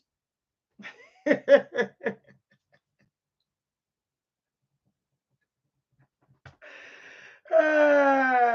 not going to have it. They're not going to bring to the school systems. This is Mediterranean food meal at school this week. You either send your kids to school with their cheeseburgers and pork chops, or they have to eat Mediterranean food. Parents will be like, I'm protesting. I'll be like, you protesting when they don't need to be eating no more pork chops. Your elementary school kid is already like 190 pounds. They need to eat Mediterranean food. I be wanting some Mediterranean dishes. You can't find them. Not here in Pennsylvania. Not here. It's really hard to find Mediterranean food here in Pennsylvania because Pennsylvania is the home of burgers, pork, and beer. I think it might be the I think it might be one of the champions of burgers, pork, and beer. If you don't want to get fat, do not move to Pennsylvania. Ask anybody in Pennsylvania. There's a burger, pork, pizza shop on every corner. Two, maybe sometimes two, competing with each other. You go to this pork chop, burger chop, you go 5 doors down, there's another one. And then there's a beer place right there, and there's a liquor store. That's how Pennsylvania set up. That's how Pennsylvania set. Pennsylvania have a very bad fat epidemic here. It's really out of hand here, y'all. If you don't want your kids to grow up fat, please don't move here.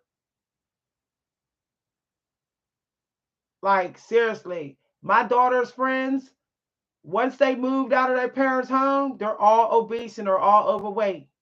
My daughter even had got overweight. She had to go back to eating the way I cook for her to lose that weight.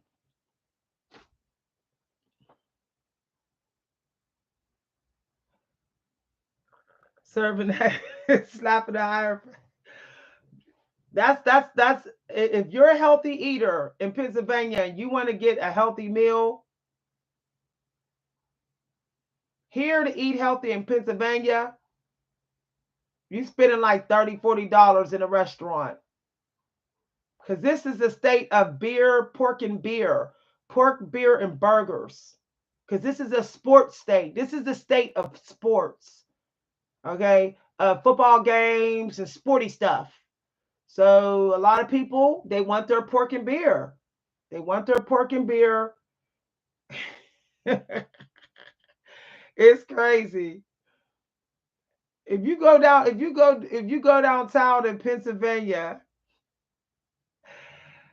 during the hockey games and during the football games, you literally see hundreds of fat people.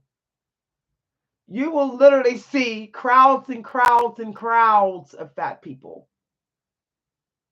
It's like a fat convention. It's not even like a hockey game. It's not even like a football game. It's like this turned into a fat convention. It's crazy. When I be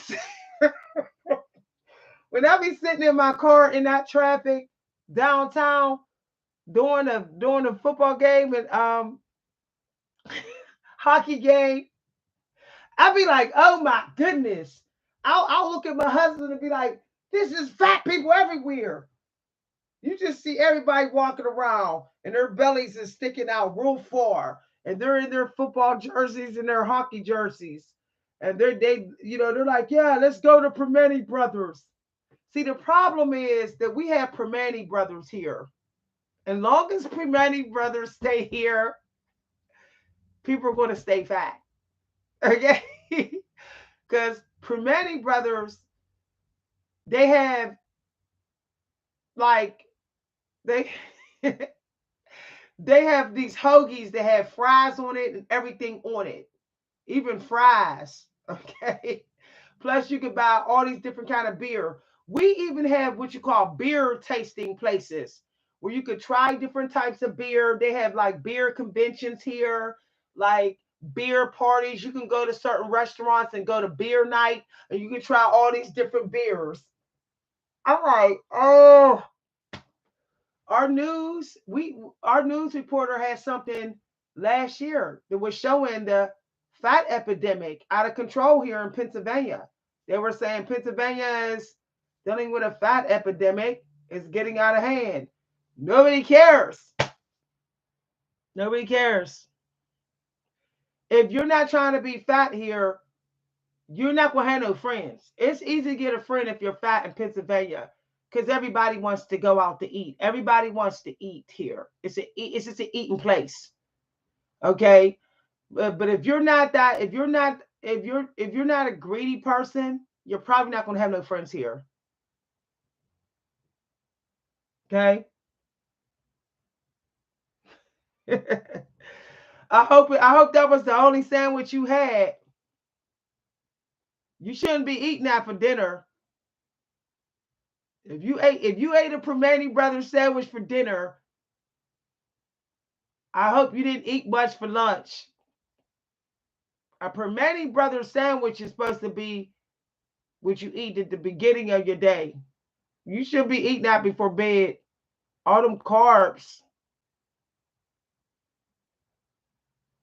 You shouldn't be eating that. I'm telling you, that's how you mess up your cortisol levels and get fat. If you eating Permane Brothers at night.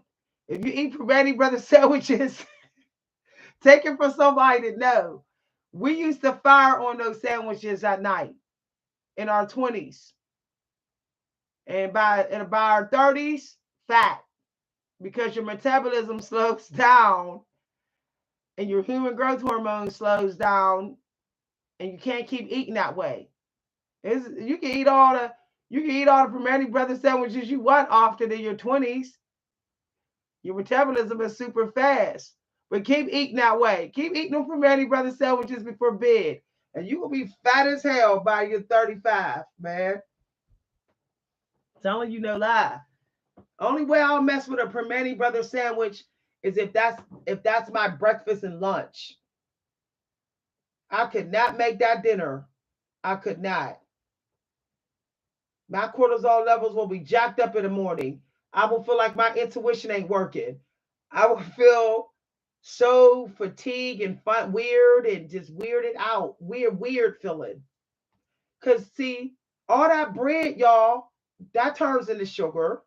Then you got it loaded with french fries.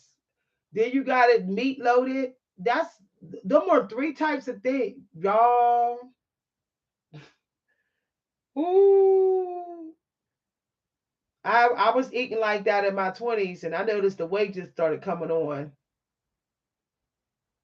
Their food is good. I'm not gonna lie, okay? Permane Brothers is worldwide famous. People keep copying their sandwiches. Like I think Philly was copying her sandwiches, and Primanti Brothers was threatening to sue or something. But a lot of people are making her sandwich like Primanti Brothers. The problem is Primanti Brothers serve beer too. See, they serve liquor. So you can sit in Primanti Brothers and get drunk as hell and eat these monstrous sandwiches. Their sandwiches is for monsters. So you're eating these sandwiches that's for a monster. Some of their sandwiches are so big, it's like wow. And then you're drinking, like a big Viking cup of beer on the side. Damn.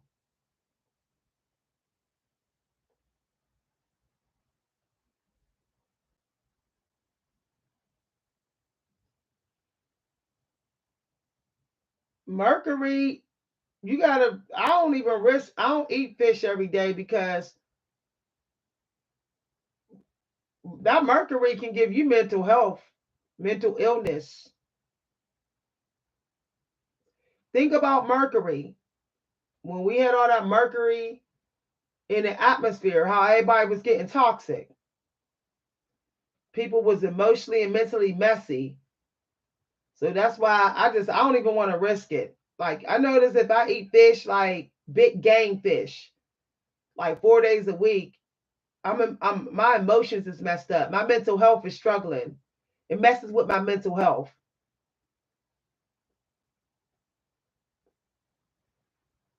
But mercury does that though. Like if you have too much mercury in it, it could affect your like learning abilities and stuff. Like it'd be messing with me like that. Even if it's in the atmosphere, it's still going to mess with you.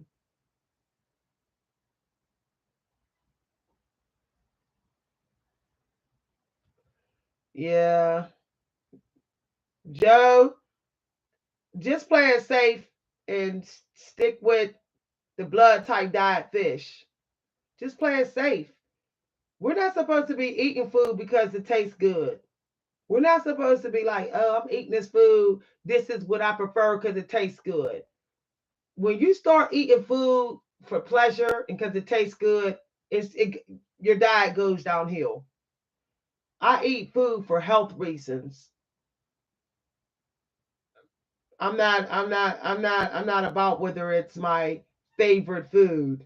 Because if I did favorite food in here, I'd be fat as a hog. Because I love butter pecan ice cream.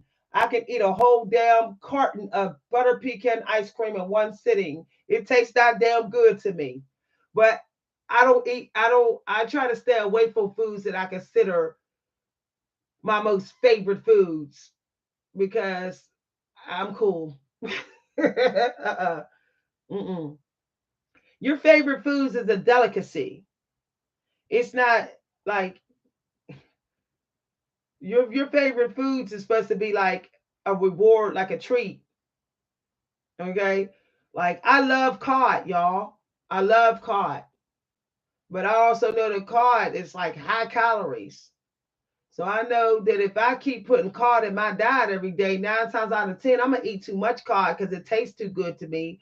And then I'm gonna go over my calorie maintenance. So it's better to choose low calorie foods that's your favorite. Pick the low calorie foods that are your favorite foods. Because at least if you eat more of them, they're low in calories. See? So you're almost favorites. I call almost favorites, and that's it. But I try to eat the foods that I know is better for my health. I don't really give a damn about the taste. I eat Brussels sprouts. It's not the best taste in the world, but I don't care. I still eat them. Um,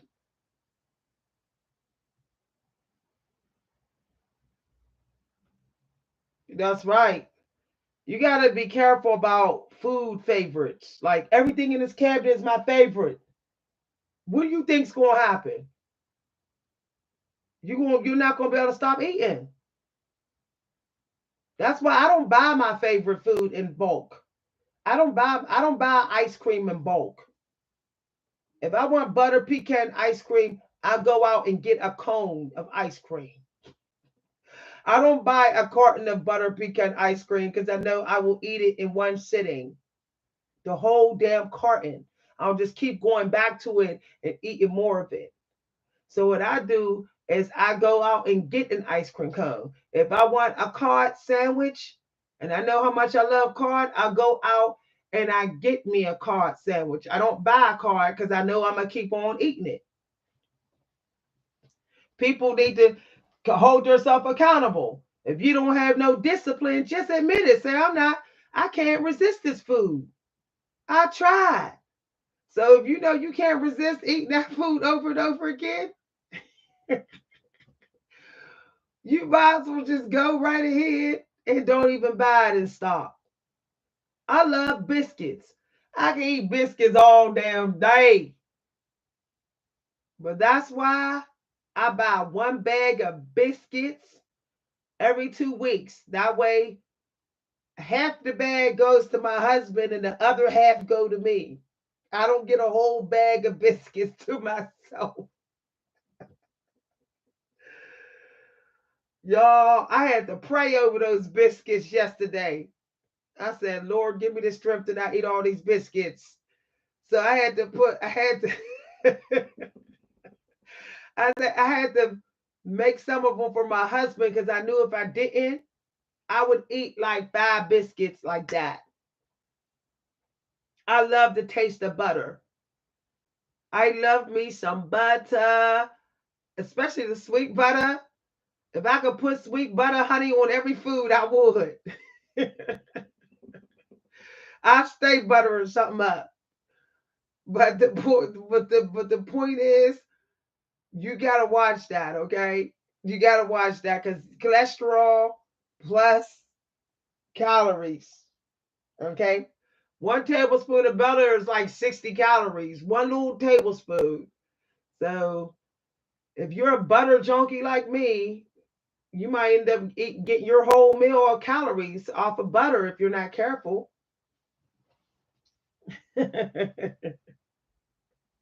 You know, one way I keep from overeating, and this is going to sound crazy, is cooking for other people.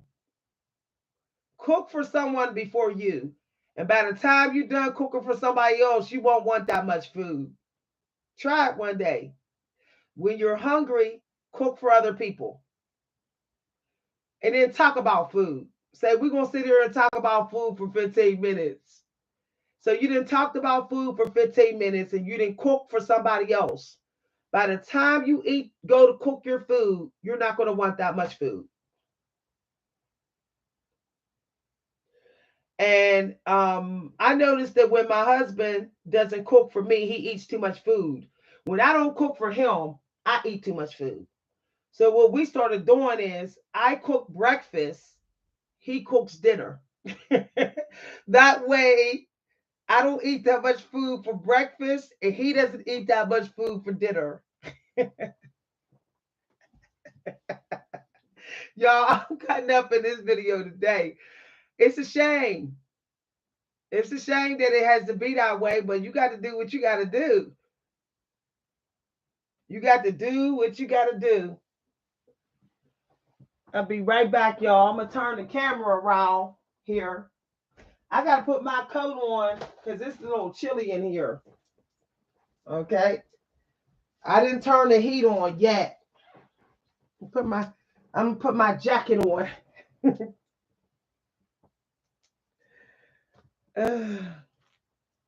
No, I'm serious. Cook for a bunch of people. And take some of your food and put it on the man's plate. It's always better for him to be big than you. When you go to make for dinner, say, this is what you say. I'm going to put some of this food from my plate on your plate, husband. He's going to say, why are you giving me this extra food? Because it's always better for you to have it than me. You have to do more labor work than me. You're a construction worker, so you can have some of this food off my plate. So that's how you do that. Just take some of your food and put it on your husband's plate. Start putting food in other people's mouths. Literally, take Take about 5 scoops and put it in somebody's mouth. See, you'll see. Weight will come off. Weight will come off.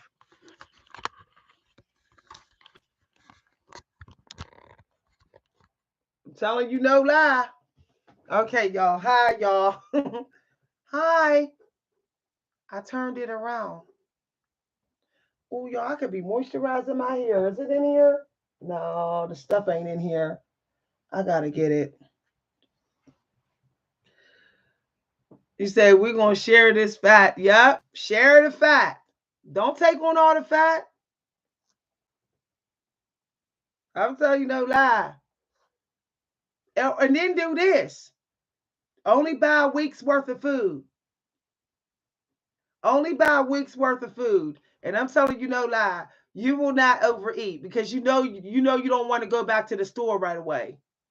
If you don't like to go shopping, buy a week's worth of food. You'll see what happens. You'll be like, that's okay. I'm not gonna eat too much food because I don't want to go back to Walmart. I was just out Walmart 6 days ago. I'm not going back to Walmart again. That's what I started doing. Hi, everybody. I started, hi. I started just shopping weekly now or bi weekly. See y'all, look how skinny I'm getting, y'all. I'm getting all skinny. Skinny. That's okay, though, huh? I want to get skinny. We wasn't supposed to be. We better stop buying monthly worth of food. I mean, do you got 5 kids? If you have 5 kids, okay, you can buy a month worth of food. But if you ain't got a month worth of food, you should not be buying. If you ain't got 5 kids, you should not be buying a month worth of food, y'all. How serious, no lie. My mother had 5 kids, and my mother bought enough food just for 30 days. She was that strict on not wasting food. There was no extra food. There was no extra food. There was no seconds. There was no, let me get another piece of chicken. You got what you were supposed to get, and that's it. Nobody in my mother's house was ever fat. Nobody. The boys wasn't fat. Everybody was nice and lean. Because my mother said there is no second and thirds. You want second and thirds, you better use your little allowance money to get it. And then nobody want to spend their allowance on extra food. We wanted to buy clothes and jewelry with our allowance. So we just toughed it out. We said, okay, we ain't getting extra. So, okay, we ain't getting extra. I never forget one time my mother had worked like 60 hours and then after work, and she didn't feel like cooking, but she didn't want to buy takeout. And she finally cracked and said, okay, I'll get takeout. She finally gave in. And she sent us to Wendy's because nothing was open because she had got back so late. And Wendy's was open at that time almost 24 hours a day or something. So we was all falling asleep when she got in, and she said, you gonna go with your auntie, she said to me, to go get the Wendy's. I don't really like to give you girls, you kids, Wendy's, but I'll get y'all Wendy's tonight because I'm too tired to cook. So she told us to get junior bacon cheeseburgers and small fries and milkshakes. Y'all was about 8 of us in the house, 8 kids. So we had so many milkshakes in that car and so many burgers. It was ridiculous. We had like 3 big bags of Wendy's food trying to get the food back. Okay. We just knew we all was going to have like 2 burgers. My mom bought just enough burgers for everybody. My mother was a math whiz. She counted everything down to the penny. She didn't like wasting money. You could say she was a bit of a spending perfectionist. So we just knew we was gonna get 2 burgers. Like, yeah, we're gonna get to eat takeout. 2 burgers, 2 fries. My mom counted every burger. You a burger, you a burger, you a burger, you a burger. We all ended up with one burger, one fries, and a milkshake. We was like, my mom said, don't act none. No. she she was not going to let us get fat off of Wendy's. She was not going to let us get hooked off Wendy's takeout food. I just remember though, like she did that. It just looked like it was more burgers in the bag. So I was like thinking we all was gonna get two burgers. Well, it wasn't that many. She had counted. So what she did was gave all the adults two burgers, and all anyone under 21 got one burger. She was making sure that if you didn't work, you didn't get two burgers. If you just all you did was went to school and go home, you didn't get two burgers. So she was really counting. Like it was crazy, y'all. I just never forget that. Yeah. My mother counted every single penny, right down to the taxes on the receipts. She wanted to make sure no one ever cheated her, that she got a good deal. She would cut her coupons out and shop around. She was a very thrifty woman with her money.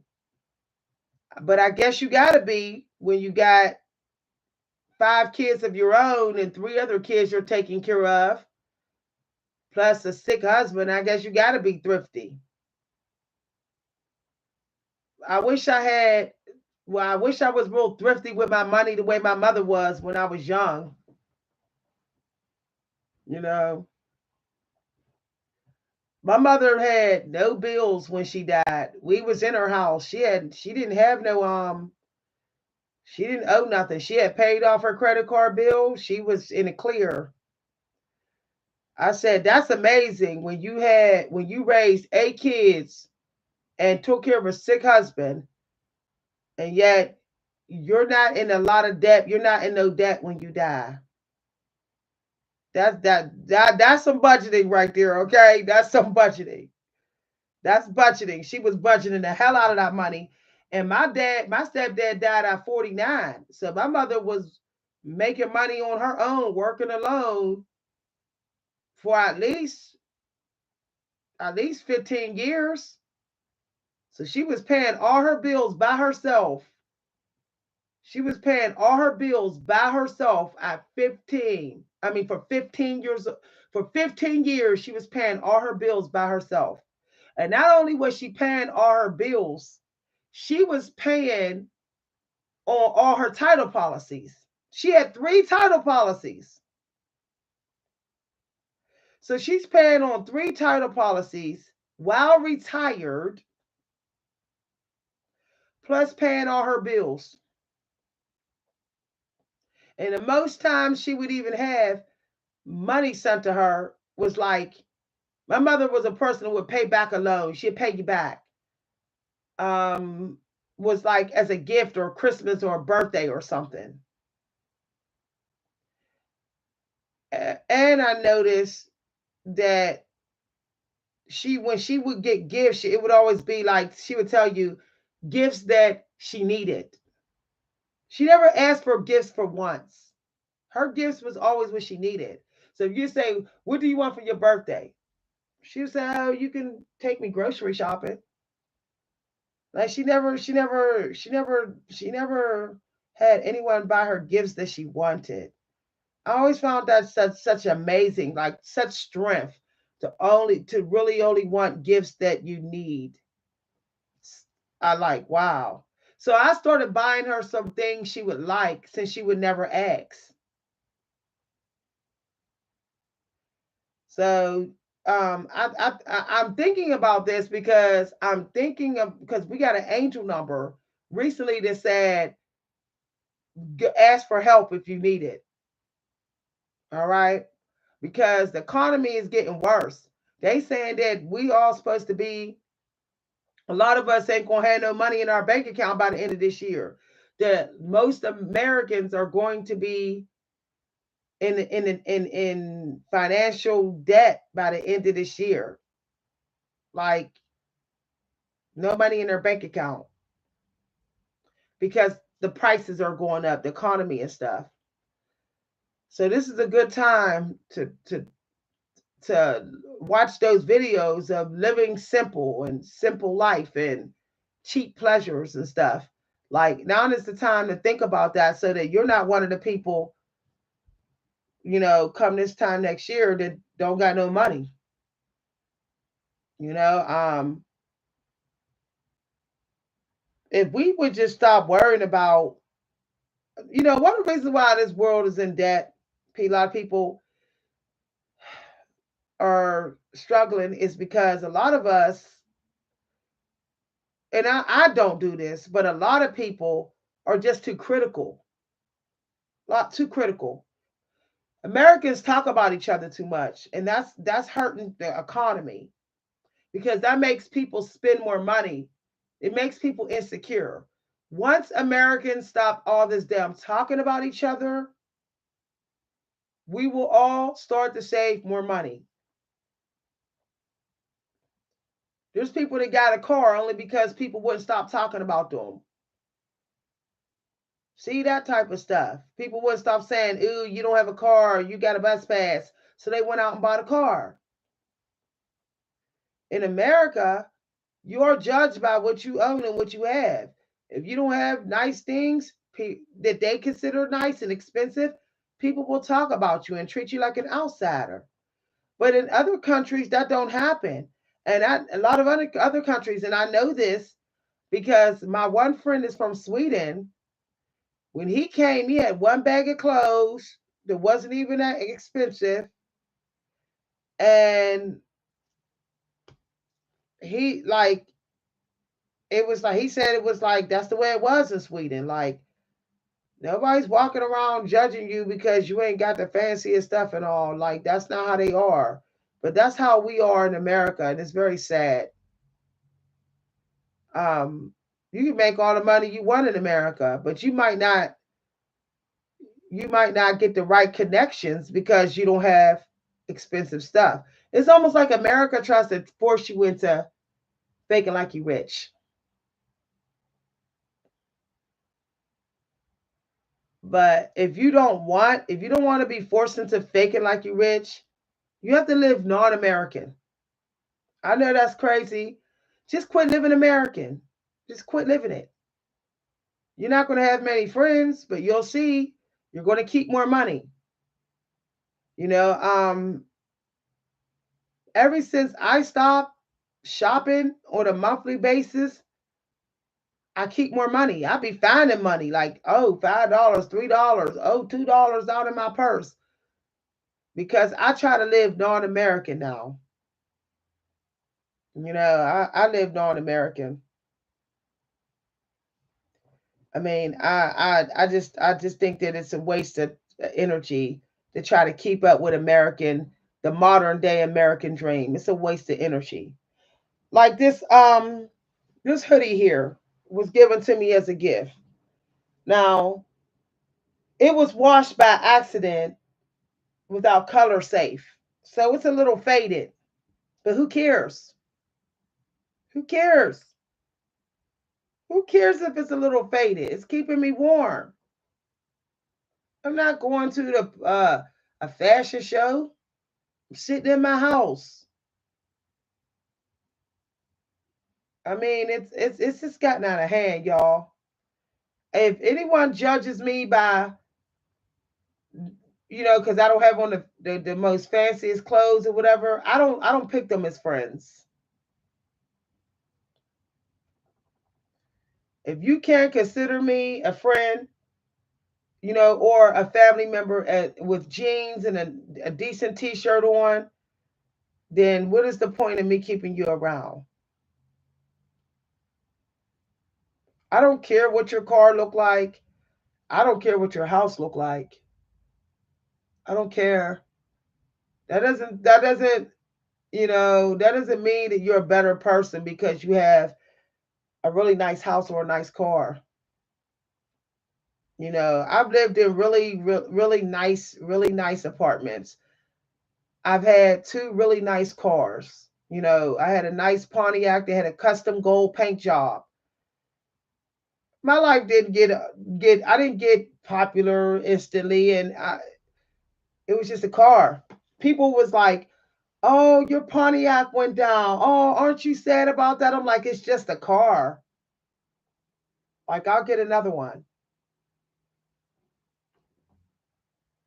I remember this, so people would always call me and want to be in my car and want to see me because I had this shiny, well polished, well kept Pontiac car. That was like it looked like a race car. That's what it looked like. And it had a custom gold paint job. So everybody wanted to be in it. Everybody wanted me to give them a ride. But it's funny, when that car went down, wasn't nobody calling my phone no more. Wasn't nobody calling my phone no more. It's very superficial. It's not even a bit, y'all. It's very. I've been in America my whole life.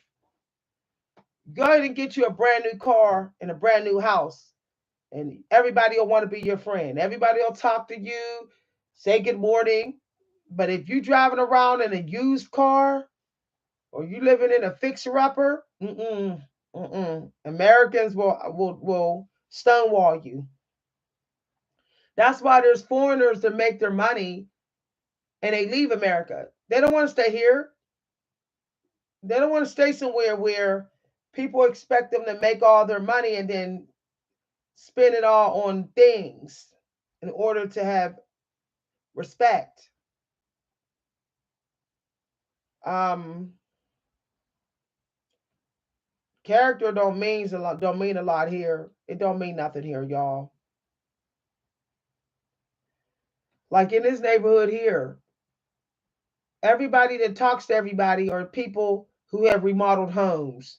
So everybody on this street, if your home's remodeled, and if you was able to remodel your home and make it look like a picture book home from brand new, and you're pulling up in a different car every other month or every couple months, it's a new car.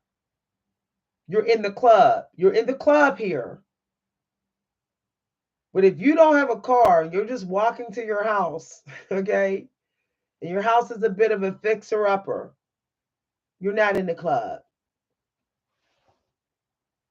And it's like that everywhere in America, especially in North America. Everywhere in North America. Minimalism, mm-mm, mm-mm. In North America, mm-mm. One reason why my brother left. My brother got tired of people not caring about getting rich. They just care about faking like they rich. He said he don't want to hang out with people in North America. Too many like to fake like they're rich, even though they know they're not rich.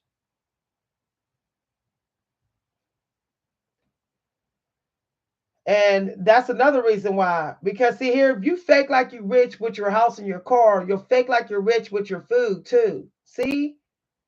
It's better to just keep it minimal. It's better to just keep it minimum and work with what you got until you literally sitting on money. Sitting on money is not $500,000 in your bank account. That's not sitting on money.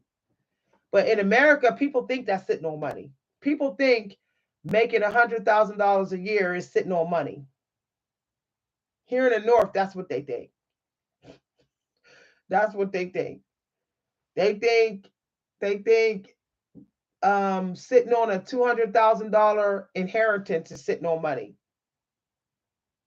until years down the road, all that money spent. Then they're like, oh, I'm having trouble paying my bills.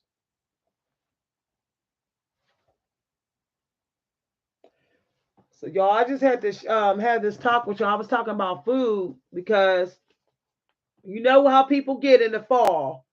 When the fall come, people start eating too much food. You know how the fall and winter months. Don't get fat with everybody else. Don't get fat this fall and winter, y'all.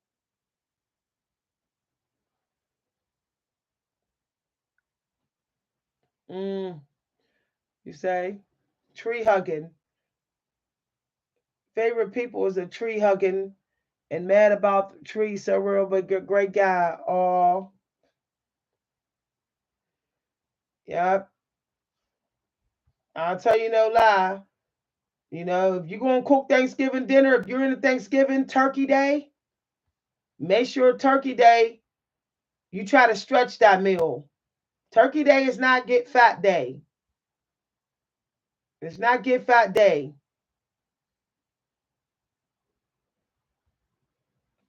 So I'll see y'all later, y'all. I hope y'all come on the Mecca channel because I'm gonna give it about 30 days for the Mecca channel. If I don't see the views go up, I'm gonna delete that channel too in November.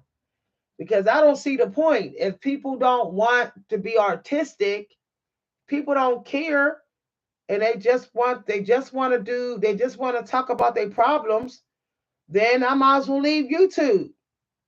I might as well leave YouTube because I don't want to talk about toxic people or toxic scenarios and what I'm going through all the time and what somebody put me through. I wanna do art. But if that's not what people want on YouTube, then I see not the point to keep doing it. I'm gonna give it 30 more days. I'm gonna give it to the end of October. To like mid October. If the views don't go up, then I'm ending. I'm deleting it. That means I'm not gonna have no channels. By the end of November, I really don't want no channels, y'all. I'm not trying to be smart. Mecca channel's on the fence, and this channel is going bye bye. I can't take all this noise. Every time I go to YouTube, it's like on the front page. Everyone's just talking about people, just complaining and talking about their problems and family and bad marriages and bad situations. I'm tired of seeing it. I'm tired. I feel like I got people just talking in my ear as soon as I get on YouTube about their toxic life. And I don't want to hear it. I want to get on YouTube and see art videos, but you don't see them too much in the news feed. Like I don't see too many art related videos in the news feed. What I see is relationship stuff, and I'm just tired, or political stuff, or or 9 to 5 work life problems. Everyone wants to talk about what they cut off, who they done with. I want to talk about art.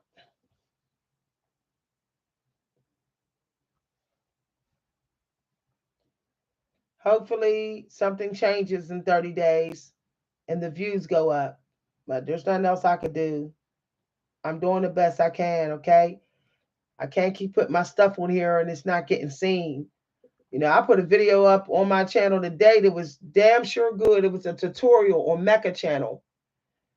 And it got 7 views in 1 hour. Only 7 views. And I'm like, really? Okay. I'm probably not gonna have this channel in November. But as soon as I put a video up talking about the Talk City, I get all kind of views. So I don't know, y'all. All right, y'all. Have a good Sunday. Eat healthy. Count your calories. For some of y'all, it might be y'all Sabbath. It's funny how people say Sunday is their Sabbath, but they don't do Sabbath eating. They still overeat on Sunday. I feel like if you can't control your eating habits on Sunday, then are you really celebrating the Sabbath? I'm just saying, y'all, if it's your Sabbath. Okay, bye, everybody. Have a good weekend. Have a good Sunday and Monday. I should be back Wednesday. If not, I'll be back whenever the dentist say I can come back. Okay. They got to check my mouth out again, and then I got more work to get done. So I don't know if I'll be able to talk, or if I'll be able to talk much by the end of next week. I don't know. I might end up in urgent care because I feel like I'm having dental complications. Even though I'm scheduled for more dental work, I feel like it's whatever's going on, like the alignment. Ever since my last dental work, I feel like something's not lined up right. Something's off. I have to talk to the dentist about this on Thursday, Monday and Thursday. So they might have me come in urgent care to just have a look and see why I'm having trouble talking and eating and things like that. All right, bye everybody. See y'all later.